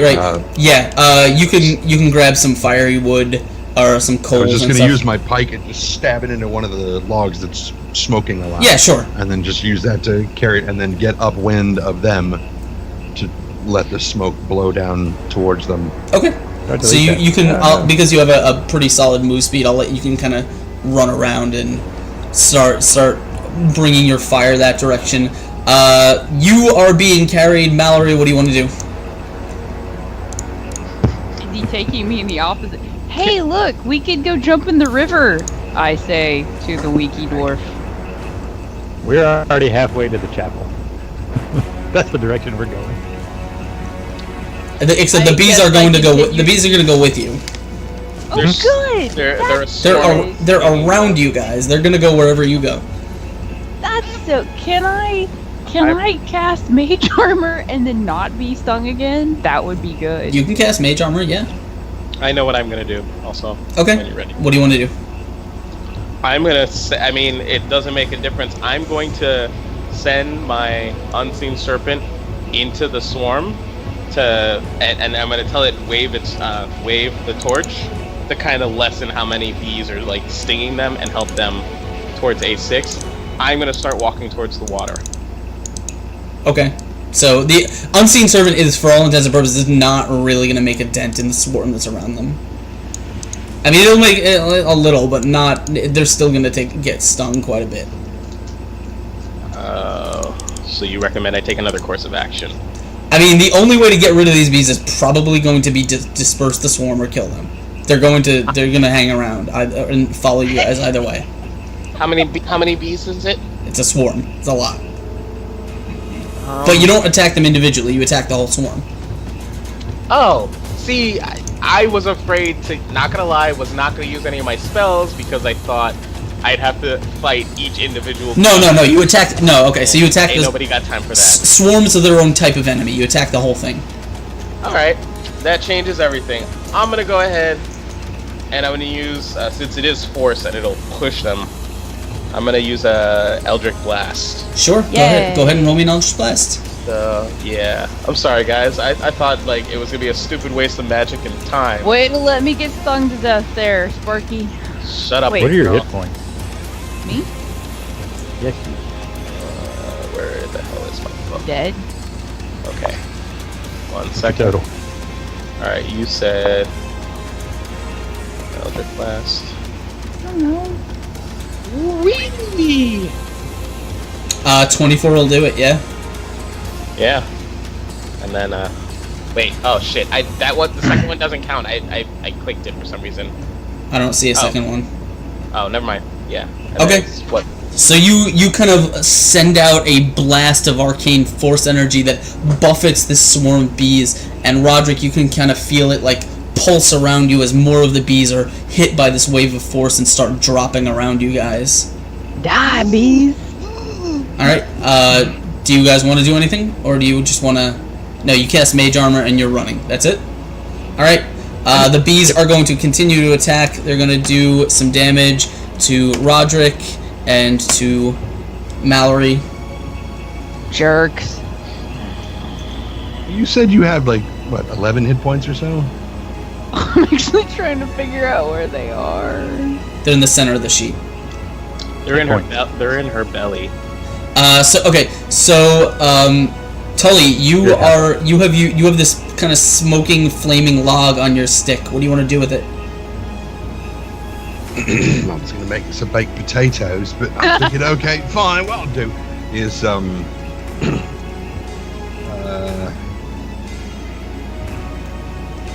going to as carefully as I can drop the log near the group so that the smoke will continue to billow out towards them, and then using my pike, take it, just try to slice into the swarm. Okay, go ahead and roll me an attack. The bees they're going to take half damage because they have resistance against weapon attacks because they're a swarm, but still, go ahead and roll it for me. Yeah, an 11 will hit the swarm. Yeah. All right. 5. As you kind of start swatting and stuff, you're sticking with little bitty bees. No, you're kind of swatting them out of the air. And as you're doing it, you see, like, now that the smoke is kind of billowing around you guys, and you guys are sort of blasting these bees, the swarm of them is starting to thin, and as it does, they all sort of begin to kind of slow down and stop spinning around you guys. The cloud lessens, and you see what's left of them start drifting up into the air and start dispersing.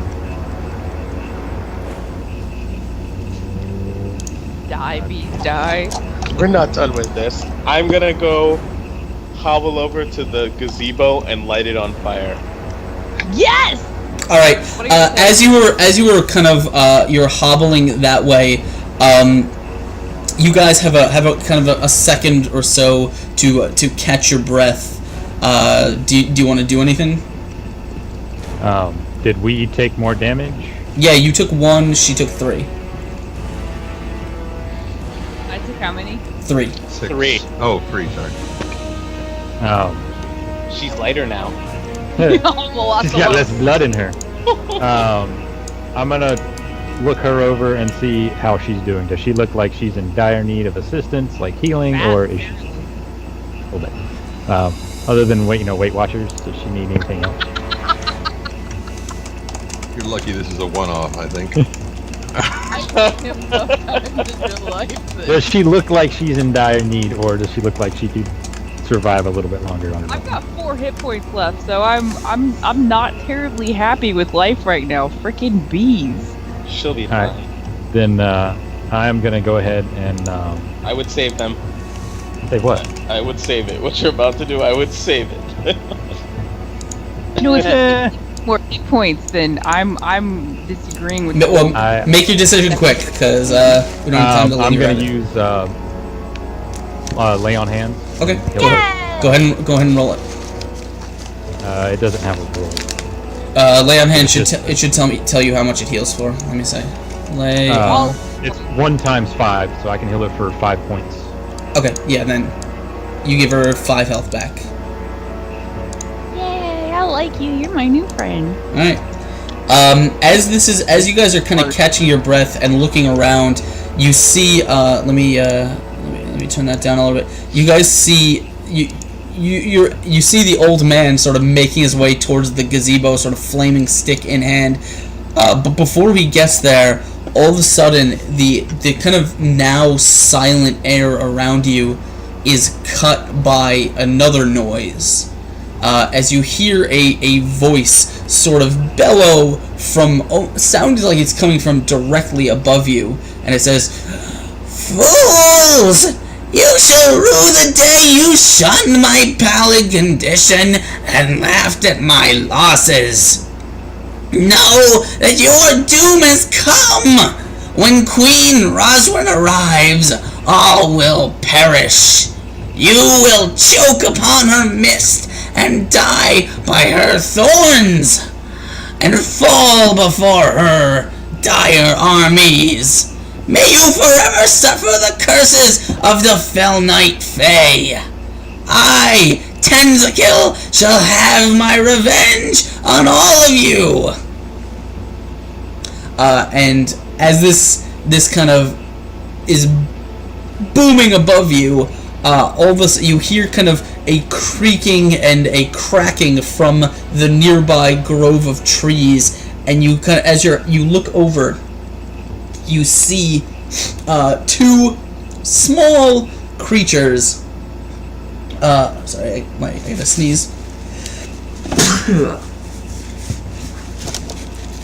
Bless you in advance. You see two small creatures. Kind of, they look like gnomes. They look like little kind of halflings or gnomes, but their skin is a pale, like bluish, and they're covered with kind of creaking twigs and stuff that are sticking out of their body, and their eyes are wide as they're just kind of hobbling towards you. Oh, good. That's good. God damn it.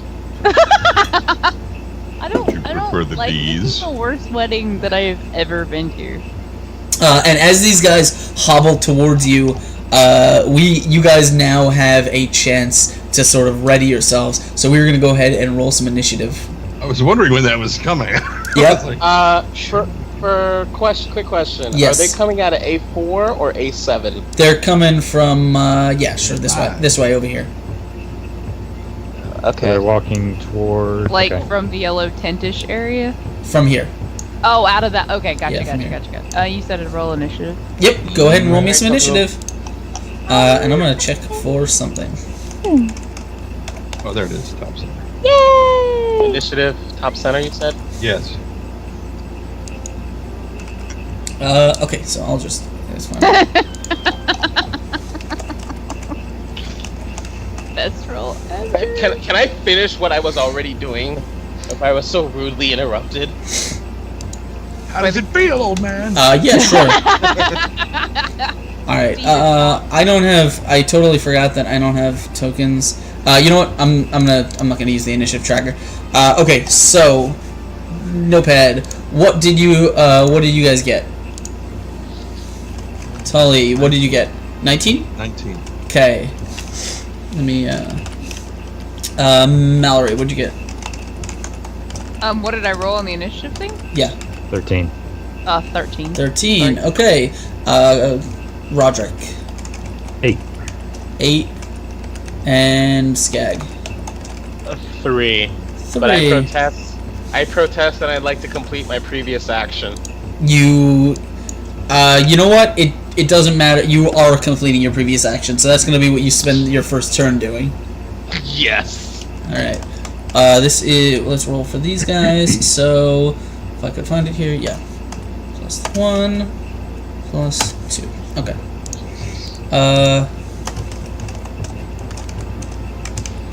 So he got a 10 and he got an 11. Okay, so it looks like our Tully, you are going to go first. And let's turn this music back up. I really don't like the look of gnomes with twigs coming out of them. Yeah, not many people would. A little bothersome, so I think I'm gonna try to put a couple of arrows into these guys. Yay! Drawing my longbow, and I'm going to shoot one of them. I don't care which. Okay. 22. No, it's a 15. Because you don't have advantage. Oh, Yeah, so you take the first roll. okay. Yeah, What it's determines whether I have advantage or not? usually, well, unless you have something very specifically gives you advantage. I do. I decide what gives you advantage. Advantage is usually I totally forgot what I was on. Hold on one You second. can usually buy it at Costco. It's not that expensive. I usually use the right guard for my pet instead. Oh, And advantage is not too bad. It actually limits like how many fleas they get every month. okay, that explains because I was using just Palmolive, and I don't think that dish soap is really that. Okay, so does the 15 hit? 15. Let me check. Yes, 15 does hit. Very well then, they can have some damage. That Sure. being 11. Awesome. All right. So as you kind of pull this bow over your shoulder, you knock an arrow, drawing it back. You fire one of your arrows, and it slams right into this small creature, who has. Let me write his health down. He has, and then minus 11. So as your arrow just kind of slams right into its chest, it's just kind of is hit by the arrow. And it just keeps kind of lurching forward towards you. God damn it. This is not good. Alright. So that brings it to Mallory. You are up next. What do you want to do? So, how dead does this guy look that just got smooshed with an arrow? He doesn't look dead. He looks like he's got an arrow sticking out of him, and you saw him flinch a little bit, like he was not uninjured, but he is still coming your way. Oh, great. Can I It's a Tonberry. Kill it. Oh god. Can I use Eldritch Blast? Yes, you can. Where are me and her on the map? 'Cause You guys I wasn't were. sure how far we made. Yeah, you guys were like right over here. Or no, you started running, so you were like right over here. Okay. Where am I on the map? We could run away. You're like right over here. If you wanna. Roderick never runs. Freaking. And where are they? I'm gonna use a green for them. They are gonna be right here and right here. And those are the bad blue arrow guy things. Those are the little things that are lurching towards you. Yeah. And Where are you going? Where's Steve Force? I don't know. Probably like right over here somewhere, Okay, cool. Thank you. or maybe closer to the road. All right. So Mallory, what do you want to do? You were still being carried, by the way, as far as you know. You're welcome to, unless he put you down. I don't remember. Well, I I'm kind of had to gonna put hang her out down till to he's lay on hands. Okay. So Oh you, yeah, that's right. you were back on your feet, and you see these guys Put his coming. hands on me. I'm What gonna do lay you- my Okay. hands on you. Okay, so I'm going to blast Lay Mofo that has an arrow sticking out of him. Sure. Do you want to move closer to him? Yeah, you might want to do that. I mean, I don't want to, but if I have to. Yeah, you gotta get a little closer to get in range, but you can blast one of them. Which one? You want to the one that already got hit? Yes. All right, go for it. Roll your attack. An 8 is not going to hit, unfortunately. I'm having a bad day since I decided to hang out with bees. Yeah, it happens sometimes. Alright, so I'm just gonna flop around on the floor in my uselessness. You blast your arcane energy, and it just kind of burns through the grass right past him. All right, so on his turn, the one that got shot is going to go, and you see this thing. Actually kind of like as it lurches towards you, it's gonna lean forward, and you hear kind of a creaking sound, like wood being bent very slowly, and the creature actually starts to grow. Oh, good.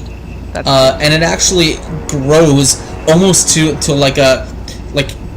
to the point where it started out small, like about the size of a child, and it's now growing and growing, so it's like 8-10 feet tall.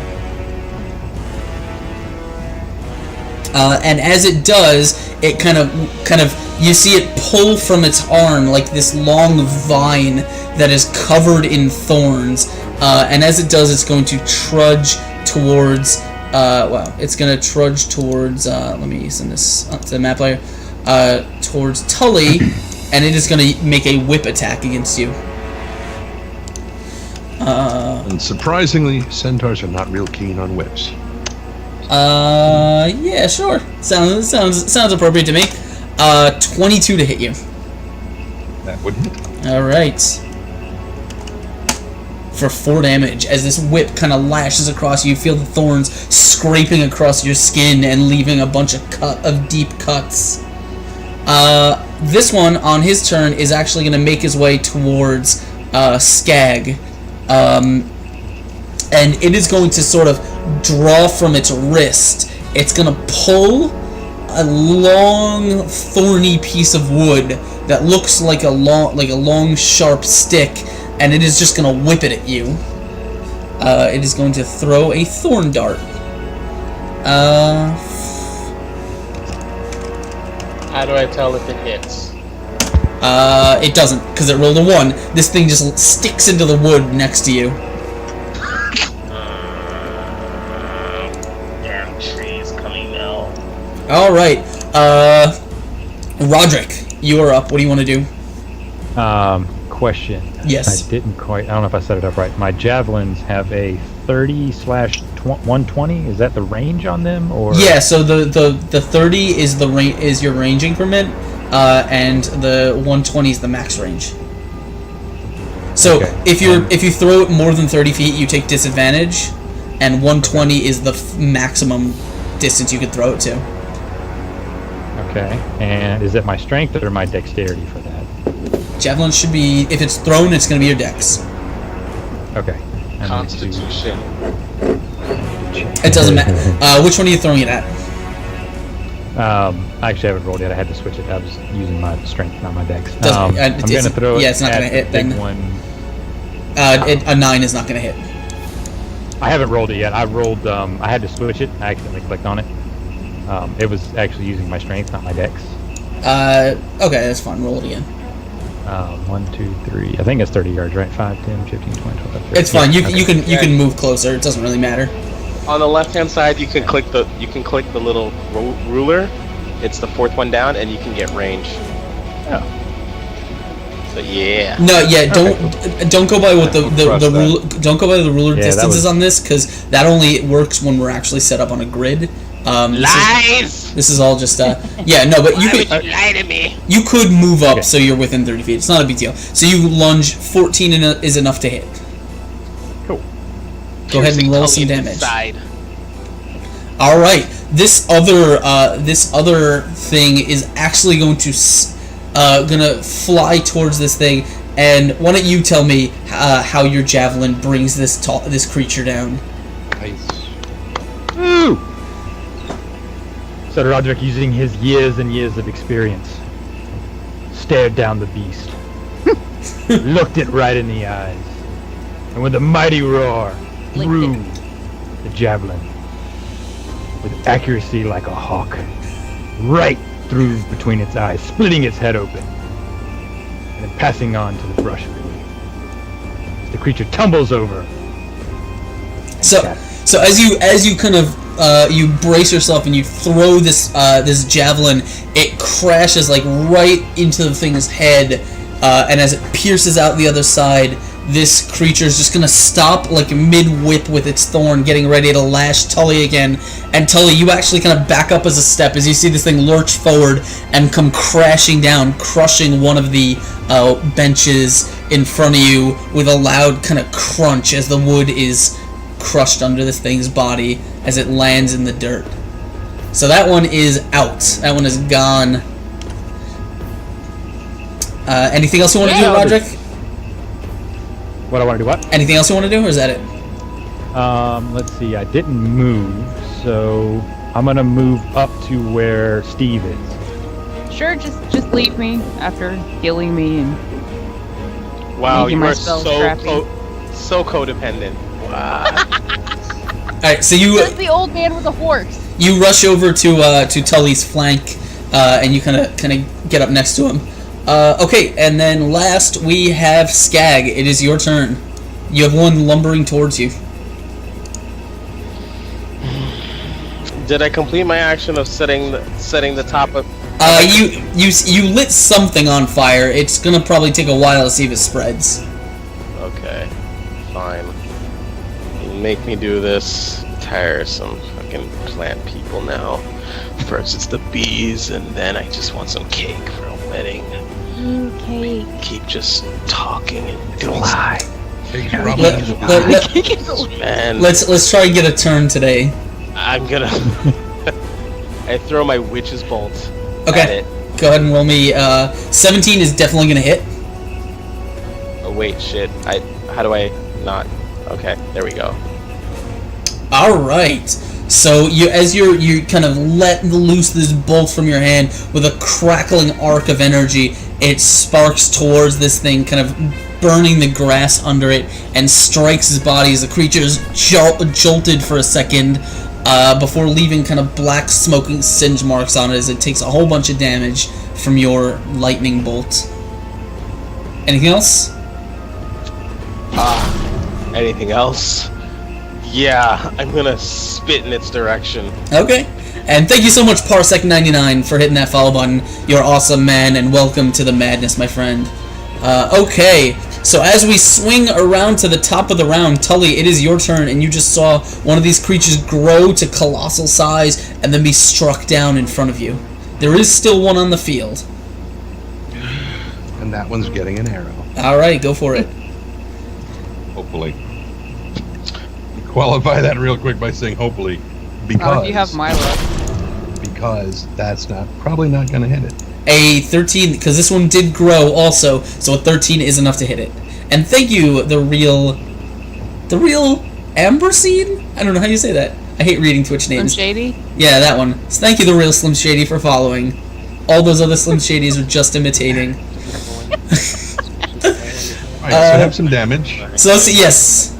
7. Alright, how do you want to finish this thing off? Well, that burning log is still very near me. Yeah. So, taking my arrow and like catching a small piece of still flaming wood on the end of it, knocking and firing this flaming arrow, which is like a toothpick that's on fire on the end of it. Not nearly so amazing as a proper flaming arrow, but enough that when the arrow hits, it ignites again and flames slowly swirl up across these horrid, nasty twigs that are sticking up out of this kind of thing, and it just sort of immolates itself because in the process of trying to put itself out, it starts fanning the flames and making it all worse because they're serpents and all the serpents. Alright, so as you fire this flaming arrow, the bark and the twigs and stuff on this creature just start burning, and you see the cinders slowly catch as it screams with a pained yell, and as it does, it more charring and burning across its bark form as it is lit on fire and collapses onto the ground as it lands face first in the dirt. The rest of its body is slowly consumed by fire. And with that, all of the threats around you guys seem to have been neutralized for the time being. Shit. Alright.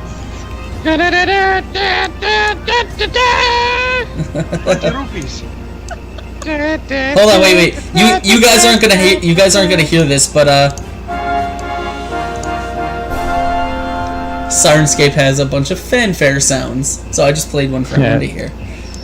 Okay, so let me while I figure out what thing I was on. So you guys have a minute to catch your breath. What do you wanna do? Breathe. That's typically how one does. I'm gonna run over to the other tent and set it on fire. Okay, so as you're kind of not rushing, you're more hobbling across. Let me find some interesting music here. Before I hobbled over, did the gazebo catch on fire? Some of the flowers and stuff are now starting to burn and smoke. Yeah, and the fire is spreading among them. Good. As you guys are kind of looking over, you see sort of after you have survived this second attack. Could everyone roll me a perception check, please? Yes. Maybe. Ding. All right. Wait, where's my perception? All right. Nice. And we're just waiting on one last person. I rolled mine. Oh, okay, my bad. So Tully and Skag, you both, or Tully more so than Skag, you kind of catch out of the corner of your eyes. You're making your way back towards the group. Just like a few seconds or so after the last creature dies, and you're kind of making your way back.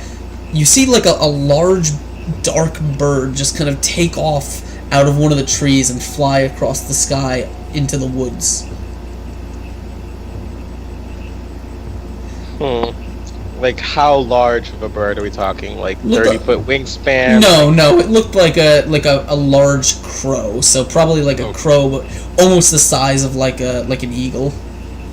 I'm gonna use that oh god, what's it called?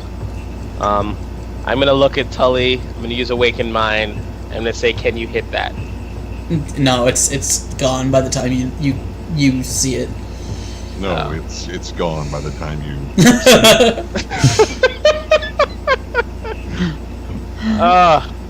And which way did it head? It flew off in this direction. It flew off in that direction. Alright, I'm gonna continue to go. I'm gonna look at the bird, I'm gonna take note of where it went, and then I'm gonna continue to go light the tent over A2 on fire. Whereas you are I- an angry man. No, Whereas I am going I to have the a plan. gazebo with one of my water skins to douse what little flame that was. Some of the townsfolk have kind of started as the noises die down. Some of them have kind of started coming out of the cathedral, very very cautiously and just kind of like looking around to see what's going on and to kind of make sense of the destruction that's kind of rained in on this celebration.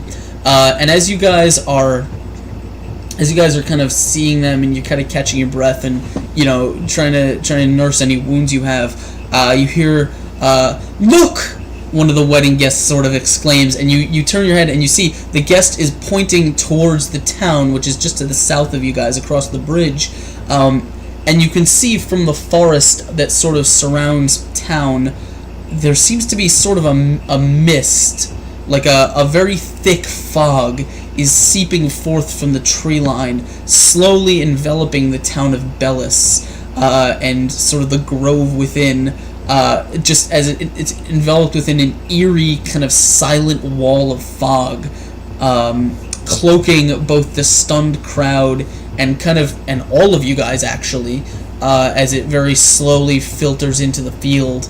Very soon it will be around, like it's kind of coming around your feet, but you can sense that very soon it will be sort of enveloping the entire town. Oh, good. Best wedding ever. I'm gonna. Oh, go ahead. No, you're good. I'm gonna face the crowd and I'm gonna be like, we need to burn the tents to keep the bees out. All of the things must burn, and then I light the other tent on fire. As you're doing it, you kind of see coming out of the mist, a hand kind of goes onto your flaming your staff, and you see sort of the old face of Ellen, and he's looking at you and says, "I don't think that'll be necessary, friend."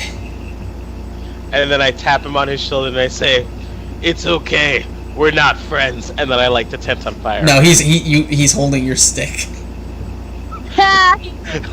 Then I Kick him in the shin. You can't take my stick! How dare you take? No, he hasn't taken it. He's just holding it, so you can't like touch it to the tent. Are you fighting me on this? This tent has to burn! I have a plan! No. So then I reach back into my alchemist bag and I make a small little fire bomb and I throw it at the tent. He and a few, he will kind of stop you before, like, as you're doing, he says, "I don't think you want to be doing that." And I'm gonna look at him, I'm gonna sigh, I'm gonna snatch my stick away, and I'm gonna say I really do, and I'm gonna start hobbling towards the town covered in mist. He says, "We have a very nice jail here. It's not much, but the accommodations are spacious." So this is that in the town where he's walking toward? Probably. Well, obviously we have to go deal with the mist, and I'm gonna look at you guys, the three new heroes that I found, and I'm gonna look at Steve and be like, "Steve, are you coming?" Still walking towards the gazebo, just dousing what little fire there is. and keeping an eye on the fog while fools. trying to. Eventually, Yeah. eventually, Aelin will kind of he'll kind of make his way towards. I'm assuming Skag has walked towards town at this point. He'll make his way towards you, the three of you who remain, and kind of gather you up. He says, "Thank the gods you are here to help us. I don't think any of us expected something like that." I don't think we're done yet. Especially with the Neither do I. Foggy McFoggerson. You That voice specifically mentioned choking in the mist. That's probably it. I don't expect any of you are from around here, so you wouldn't recognize it. That was Tentacle Braybrittle. He's a gnome. Always had an unpredictable nature about him, but I don't think any of us saw this coming. The council, some of the members are still in the cathedral. They saw what happened. They've been asking for help defending the town from whatever this is, and clearly the threats that he made are not unfounded. What threats? You don't remember? He said he'd rain doom down on all of us. Oh, good. I mean, the bees Why? were just the first part, then the thorns on the whips of the guys we just dispatched, and now the mist. I was slightly distracted after I got stung to death. It's all He right. says, the people are frightened, and I fear for their safety. Will you help us stop whatever he's planned? You know me, Alien. You'll have whatever help I can offer. Aye. And you, friends? I The gods brought me here for a reason. I intend to see it to the end. Right. And then I yell from a distance, "Shut up! I'm already going." Is there anything I can clarify? Anything I can answer for you? Just make sure there's some turkey left over when we get back. Oopsie. I think the first thing we should do is probably speak with their priestess. See if she can assist in our wounds that we may have sustained during the battle.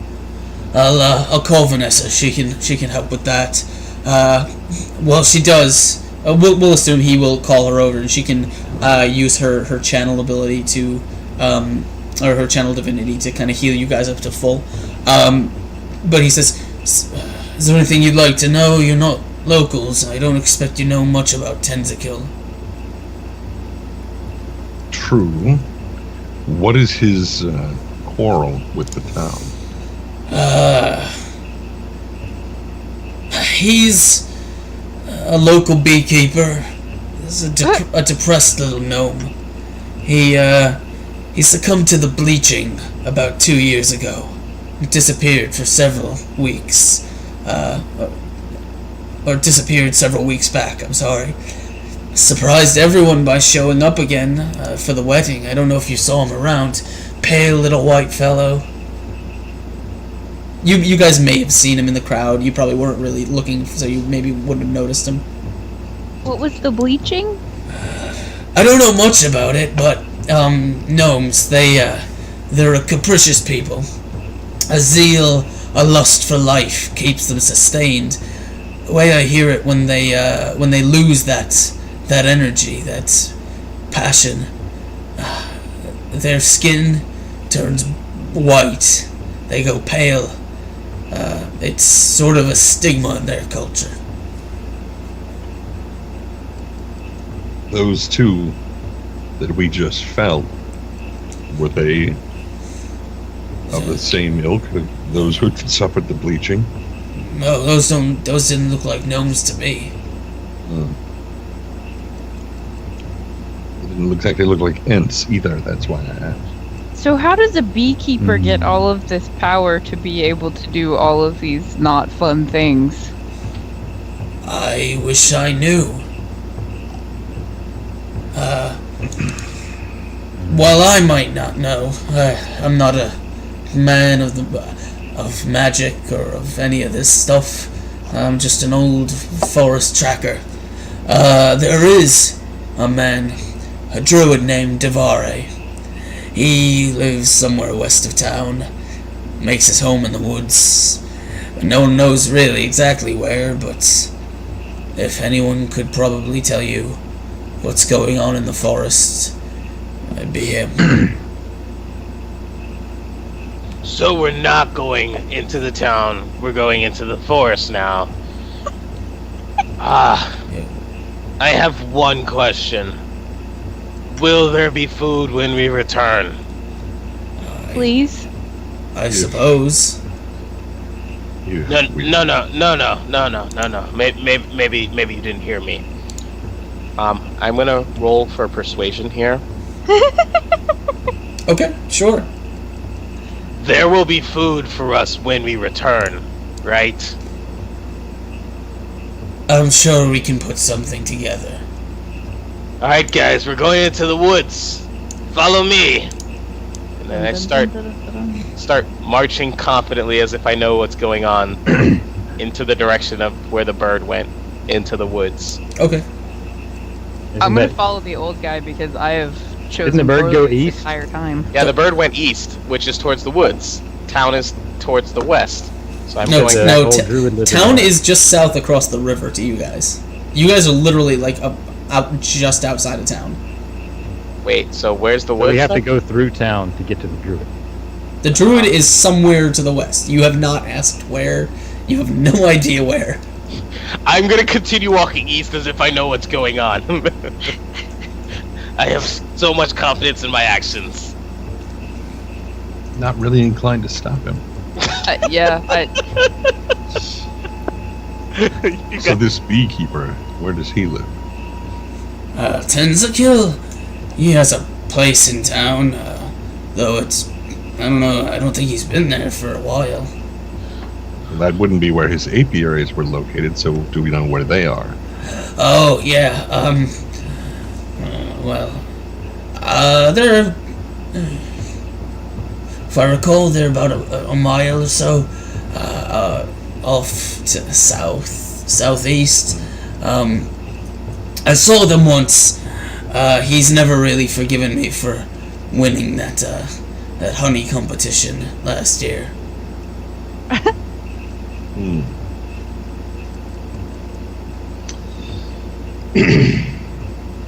Sir Roderick's gonna ask, by chance, do you have a map to this druid so we may speak with him about the Map? or can you mark it on a map? I don't even know where he lives. Usually he finds travelers before they find him. All I know is walk due west. We'll hit it eventually, I suppose. Alright. I And can town's west probably- anyway. Is Down it, south. which way did old man Grumpy Pants go? He went He's east. going east. The druid is to Oh, the so west. he went the the town is wrong to the way. south. Yes. Oh yeah. Yes, he did. Okay. Maybe I'll go with the horsey. He seems more fun. If only there was a horse around.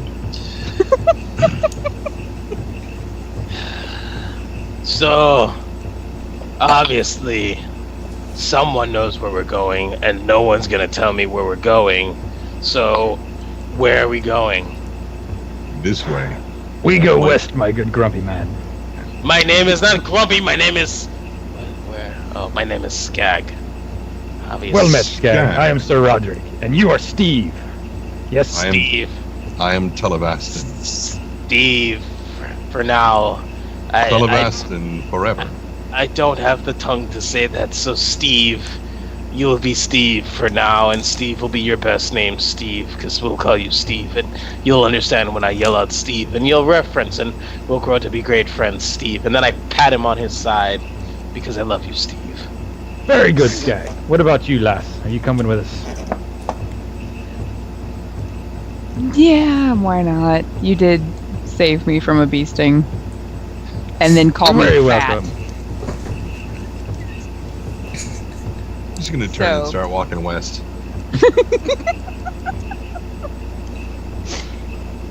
All right, let's follow Steve. I mean Televastian. All right. So you guys kind of start on a direct journey to a journey west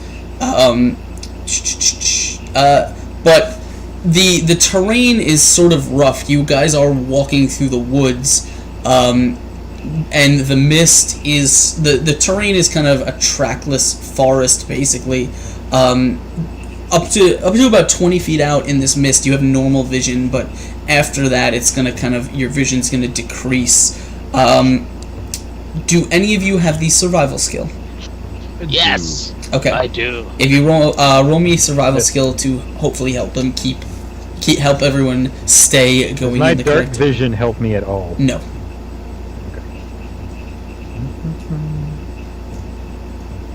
We're lost. Okay. No, I got an 18. He got a 22. No, you got a 5. Yeah, he's always going. He's not giving us the advantage. We didn't. You- I got Oh, a 17. I thought because we had check mark in that box. No, that's not. No, that means you're proficient in the skill. That's what I mean. I thought we would get. Yeah, that. you don't automatically get advantage never from mind. proficiency. No, Nope, carry on. advantage usually is conferred by advantageous situations. Situations where you have the edge over something, or you have a better chance of doing something where odds are in your favor. Ash, you gotta roll. But Survival. yeah, I saw. I don't have it though. Everybody, I mean, you don't have to be proficient in it to use it, right? No, Or is it's- that- No, you don't. But the people who are proficient are more likely to sort of step up and do it. But either way, you guys are you guys do sort of end up. It's really hard to tell. Right foot. Yeah, it's really hard to tell whether you're going in the right direction. But basically, as you start going, it was probably a little afternoon, but when you guys left, but night or evening and night is closing in. Dinner time is upon us. And as sort of night closes in, you guys realize that it's probably, especially in this mist, not a good idea to be traveling in the dark.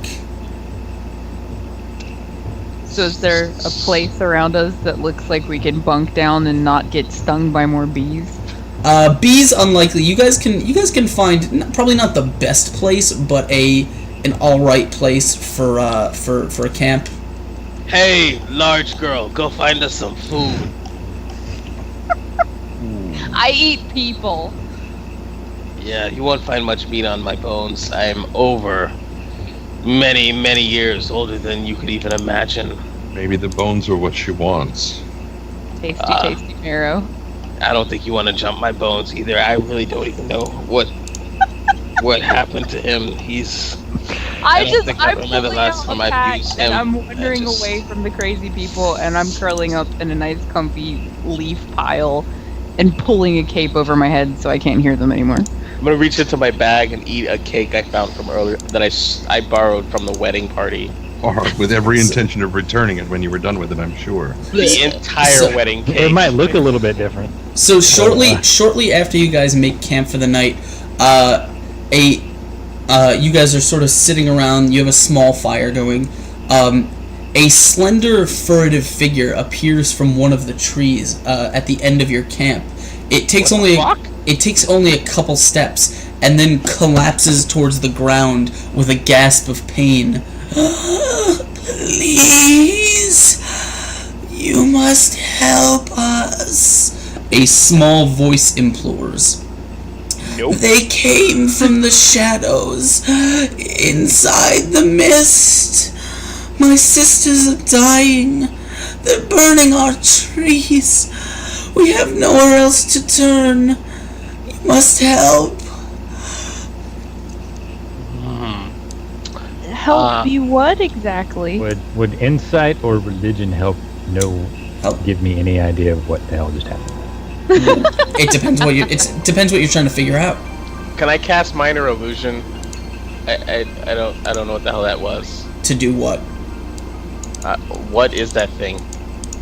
That's not minor illusion would not help you. I'm sure I know what it was. I'm using it wrong. I'm sorry. I'm so sorry. I don't know what you think illusion means, but it's not identify things. It's a minor. illusion, not illusion. Yeah. So- that part never happened. Can we go back like 2 seconds? So Roderick, what do you want to try and discern? Insight would be to sort of discern whether someone is telling the truth or lying, whether they're being honest or they're or what their state of mind is. Religion probably not useful here because it doesn't look like there's any obvious religion things. If you have a nature check, I would welcome nature. Yeah, I do. go for it. Roll some nature. Okay, Roderick, you kind of you're the first thing you notice because you're the closest is this woman is not really like in the flickering firelight. She looks kind of like a woman. Her skin is very, very smooth and shiny, almost like bark. And she's kind of like you can see little kind of green leaves growing out of her out of the front of her hair. You're pretty sure this is some sort of forest creature.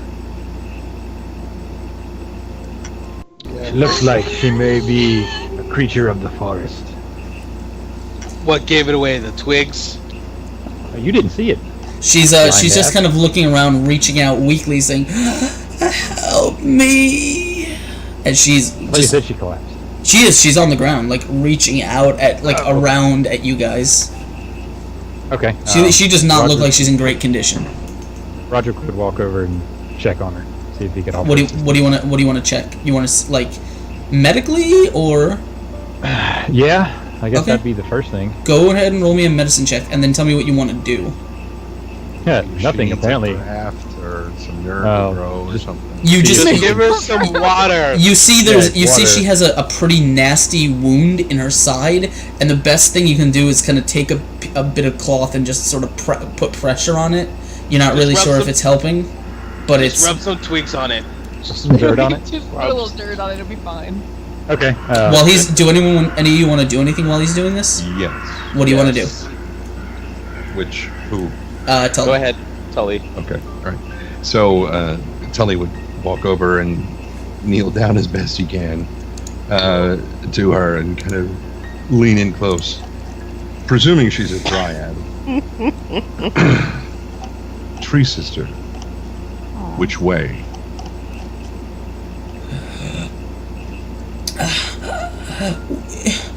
They came from the mist that way. They did this to us. They've been burning our trees, harming all of us. Me and my sisters. And she pointed in a given direction, I presume. Yeah, probably the direction. Okay, she thank you. Yeah. The direction she came from. Not looking directly at the stream, so I didn't really see. That's fine. Did Um, you ask her who? I'm gonna Not yet. You're welcome to. I'm gonna get down on my knees up Okay. close next to her, and I'm gonna whisper in her ears, as I sprinkle dust, not dust, dirt, as I sprinkle dirt over her wound, Okay. and then I'm gonna pat the wound and be like, all right, guys, we have a job to do. We don't have time to be distracted by, obviously, like, such nonsense. What? So, to follow up in Sylvan, which I speak, Okay. I'm going to say, ignore the old man. He's old enough that his brains fell out long ago. Nice. And I'm gonna nod in agreement as if he had said something encouraging. She kind of reaches up and like grabs a piece of like a cloth, like a shirt or something. She says, our grove lies in a clearing of trees just to the south of here. Follow the gully like a trail and it will take you there. Hurry." Do we have to? I would suspect if we want to continue the adventure, yeah, we might. I Well, mean, we if we're could- that close. But Or we'd chop her up and use her for part. we could continue heading towards the druid. This is just a distraction We don't know where the druid is. That could very well be the right way. And an area full of dryads and forest creatures would probably be the first place to look for. The fastest way to find a druid in the woods is to light all the trees on fire. I vote, and I'm gonna raise my hand. I vote that we just burn this whole area, and he'll come to us. Does somebody have some rope or a gag or I was some just kind gonna of say, or a gag. dirty underwear that we could just kind of? I don't wear underwear.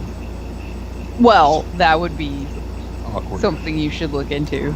No. Fine. Centaurs look weird in underwear. Roderick is going to give the dryad some water from his pouch and try to make her as comfortable as he can, so we can all discuss our next. So we can discuss our next course of action. So unless you guys have anything you'd like to ask her, she looks like she's fading fast. What attacked you? Who's doing? Yeah, who's doing? What attacked you? One person at a time, and you can ask whatever you'd like. But what attacked you, little plant lady girl? She says, "Spriggans, horrid little gnomes, half plant and malicious. They grow like weeds. Legends tell such creatures once locked away in a place called the Fellnight realm. But that was thousands of years ago." So you're being attacked by a spriggan.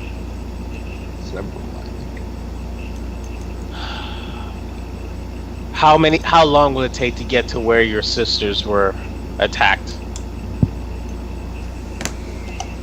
She doesn't. She just kind of looks at you. I think she doesn't really know. God damn it! I can do nothing with this. All right. We should probably go help them if they're all on fire, and they most likely have information we need. Can I the food. Can I try a quick medicine check to see if I can stabilize her so she doesn't die? Yeah, you can check. Do better than me.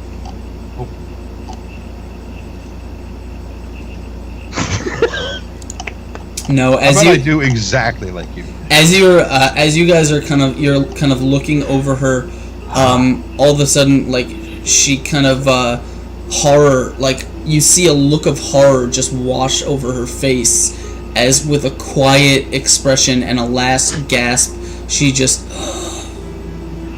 and then her head sinks into the dirt. Was I not able to do anything? Not in time, no. Aw, you killed her. I'm gonna go ahead and do the effect anyways, even though she's dead, because it's the thought that counts. That's so sweet. Why has no one tied him up yet? Can I tie him up? You're gonna put a tourniquet on her neck, aren't you? Rope check. I was half expecting him to hack off a limb so he could use it for a torch. So what do you guys want to do? Tie him up. Drag him. Well, we probably need to camp for tonight because everybody's out of spells and such things that we can't recoup if we're wandering through the woods. You treat me like I'm a crazy old man, but I am a very logical old man. I have years of wisdom. The hacked off limb. I did no such thing. I mean, she technically is a plant, and so if we bury her and add water, she'll come back. You know what? I'm gonna plant her, and we'll get some rest. So I'm gonna start digging like a small hole and put her in it and then I'm gonna pour some water over her. You can't put her in a small hole. She's a person. Yeah. I'm gonna stick her hand in the small hole. I know she's a person thing, but she's also a plant, and I'm putting her back with nature. And I think I did well on my nature roll, and I'm quite certain that science and magic. Well, your nature roll sucked. Your medicine roll, however, was quite nice, except you waited too late. I didn't wait too late. I just didn't want to do it. So what do you guys want to do? Do we bed down and rest, or do we go I need now? to refresh my spells. I'm thinking sleep. True, I but think a good night's best. she said they were burning her tree, so if it's very likely if you guys go seeking out whatever it is that attacked her, they'll be long gone by the time you get there.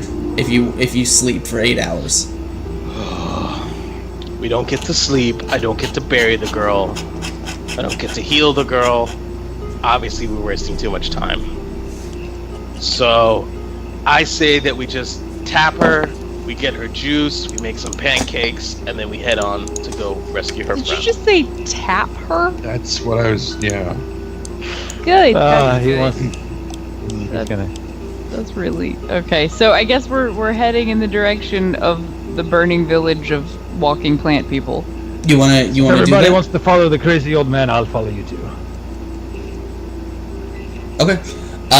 So as you guys you kind of walk to the south, and as per her advice, you come across a sort of a gully, like a small river in a little bit of a carved out valley that leads through this part of the forest, and sort of rising into a small clearing of silver-barked trees, many of which lie fallen and hewn into large piles.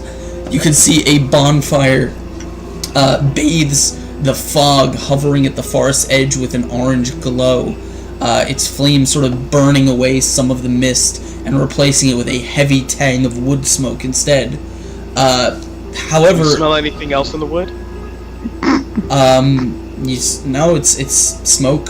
However, the kind of the crackle of fire and the noise of the woods is quickly punctuated by the screaming of a woman, and sort of the muted laughter of multiple figures that you can kind of see as you come to the edge of the forest, capering around the fire in a circle.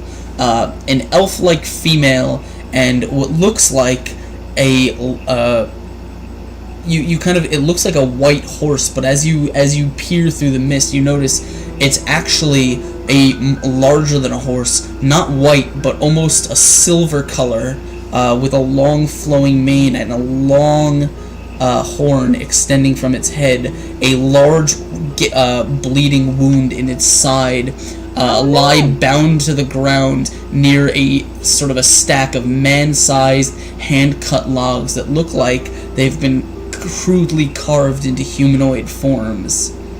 And what's up? Is it dead? Is what dead? The large unicorn. The large horned horse. It doesn't. Well, he may not know he's a unicorn. It doesn't look like it right now, but it looks like if you wait very long, it probably will be. And so what do you guys want to do? Is you're kind of watching this all play out? I'm overwhelmed with horror, and I scream, "Leave Steve's wife alone!" And I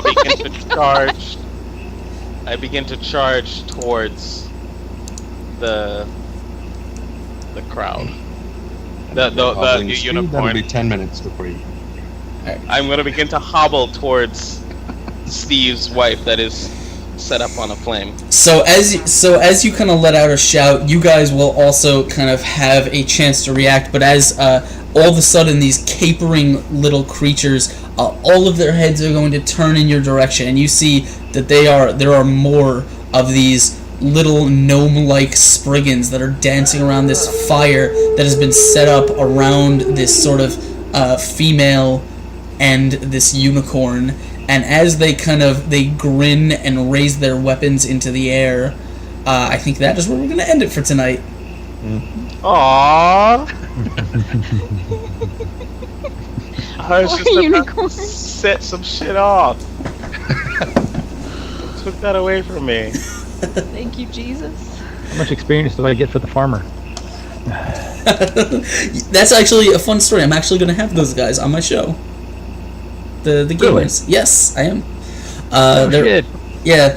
So that is going to be the little cliffhanger that we end the first little episode of this one shot on. As always, I want to kind of go through some stuff after, but I do want to thank all you guys for hanging out, and especially everyone in chat. I want to know, what did you guys think? Did you guys have a good time? You guys that are hanging out, the players, you guys had a good time? Yes, Oh yeah. very much so. I know Awesome. Adam did. I had a great time.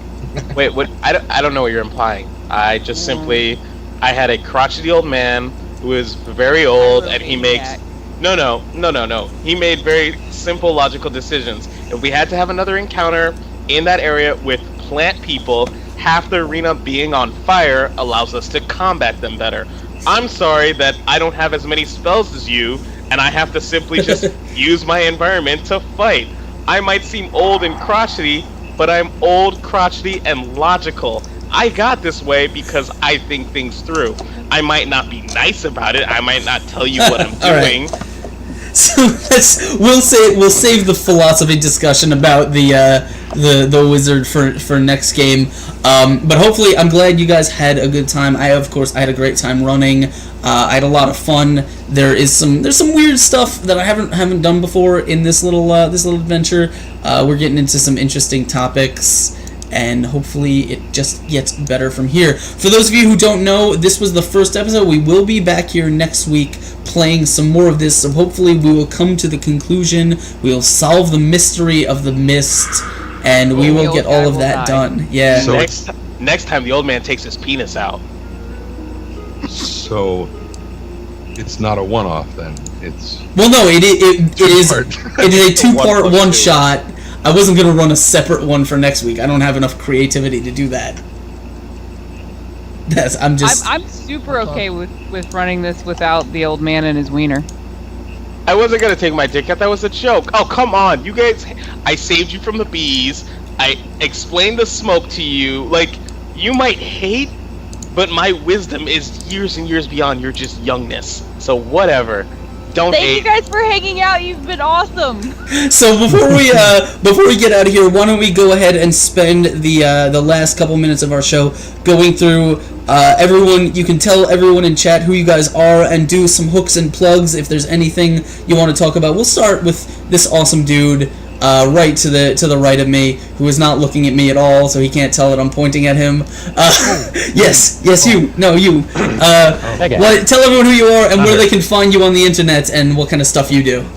Okay, my name is Trendane Sparks. I am a professional voice actor. I have a Twitch channel, but I don't use it, apparently, except to host people that I'm doing voiceover work on their channels. Not quite sure how that works out. But aside from this channel, I also do a lot of work over at Arvin Elron's channel, ARB something, ends in N, Arvin Elron. But best place to find me is Twitter, where it's just at Trendane, and you can find me there. And I do audiobooks and voiceovers for video games and stuff like this as well. I don't have macros on my bot set up with like links and everything. So if you guys have links to a Twitter or a Twitch that you want to share in chat, go ahead. You're welcome to. You can go ahead and just type that in. Okay. I'm not gonna stop you guys. Go check Trendane out. He is a cool guy. And what about that dude? I wouldn't go that far. Yeah. I mean, really. What about that guy next to him? Skag. guy? Yeah, Adam. Mr. Do Morales? you do anything on the internet? Yes, I do lots. Well, I mean, I can't talk about it. Anyways, no. So actually, it is, but it's mostly on RedTube and Live Jasmine. Yeah. Lots of old guy stuff. So the guy next to me, Chris, and I, we actually have our own stream that we're trying to build up the community for. We're still kind of working on it. It's called Totally Tweaked. We stream a lot of like mainstream MMOs, some shooters, both on PC as well as Xbox One, and we drink while we do it, and then we talk about what we're drinking. So it's kind of a watch us game while we educate you on how to drink like a sophisticated idiot. A sophisticated idiot. I like that. And then the other thing we're doing is I'm actually in the process, slowly but surely, writing something. This something is actually Slowly, Adam. So slowly. It's going to be more than 10 pages, actually, surprisingly. And Ashley's helping me she's my co-author, but it requires, oh my god, I'm brilliant! I just had like a brainstorm. The voice of the narrator is actually the equivalent of the crotchety old man that we've been playing. And that just helped a lot. No, you You are all a part of me. This is pretty much. We were helping with his. This with is his pretty Not much. playing your old man. I mean, This is pretty much the old man and his adventure. No, I'm kidding. And then yeah, so I can't really plug my company, but because they're still training me, there's like legal reasons, but they want me to advertise for them. It's an advertising and PR firm. They make sex toys. So yeah. so do a lot of my friends. And actually, in the next coming weeks, our Twitch stream is going to pick up because Legion is going to be going live, and we are Awesome. going to be going pretty hardcore on World of Warcraft Legion. Awesome. All right, take it away, Chris. Yeah. What about you, man? Yeah. Name's Chris. Me and Adam, like you said, we've got a Twitch stream, Totally Tweaked. That's TWEEKD. Right now, like you said, we're just trying to pick it up. But once we get it going, we're hoping to do it more regularly. Schedule times. We just have to get scheduling done, and I need a house. Right now, I'm living with my in-laws because me and my wife are building a house, and it takes time, unfortunately. Which is why, as you can see, if the bedroom has looked a little bit odd, this is my wife's old bedroom when she lived here years and years ago. See, we saw it at the beginning, and I thought it was a grandma's room. Well, her mother pretty much decorates it now, so it's a lot of her old stuff from high school that her mother is kind of putting here. Yeah, I do IT work. I do some amateur writing on the side, books, comics. Me and Adam have designed video games in the past. Nothing that we've gotten published, just stuff we like doing for fun. We do all kinds of games, playing, streaming, just whatever. Awesome.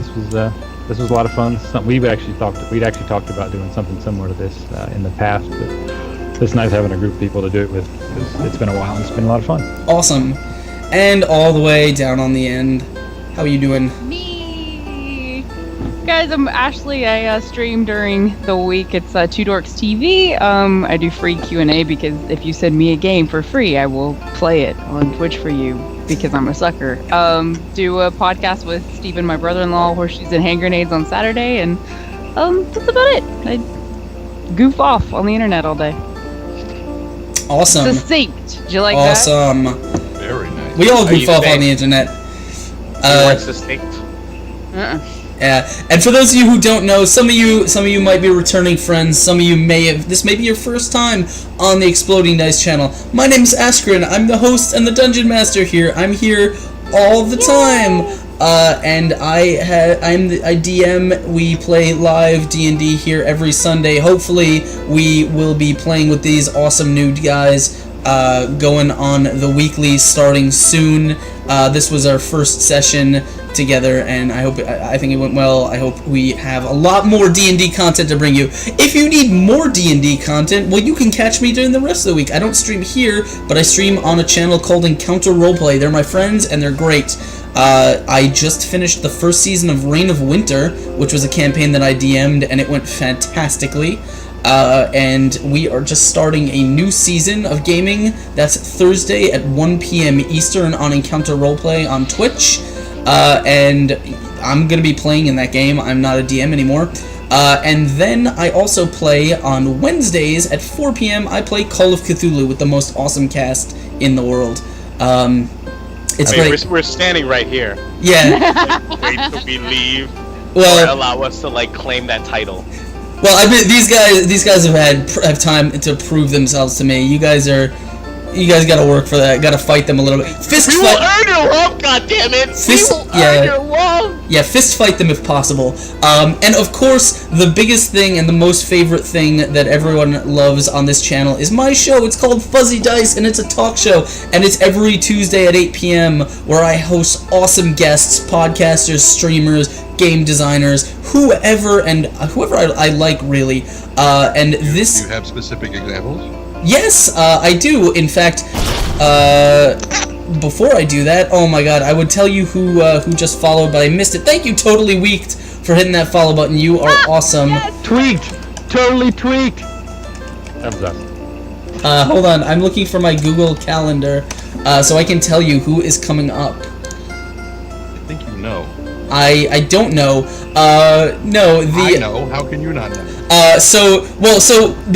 Last week I hosted John Harper, from the creator of Blades in the Dark.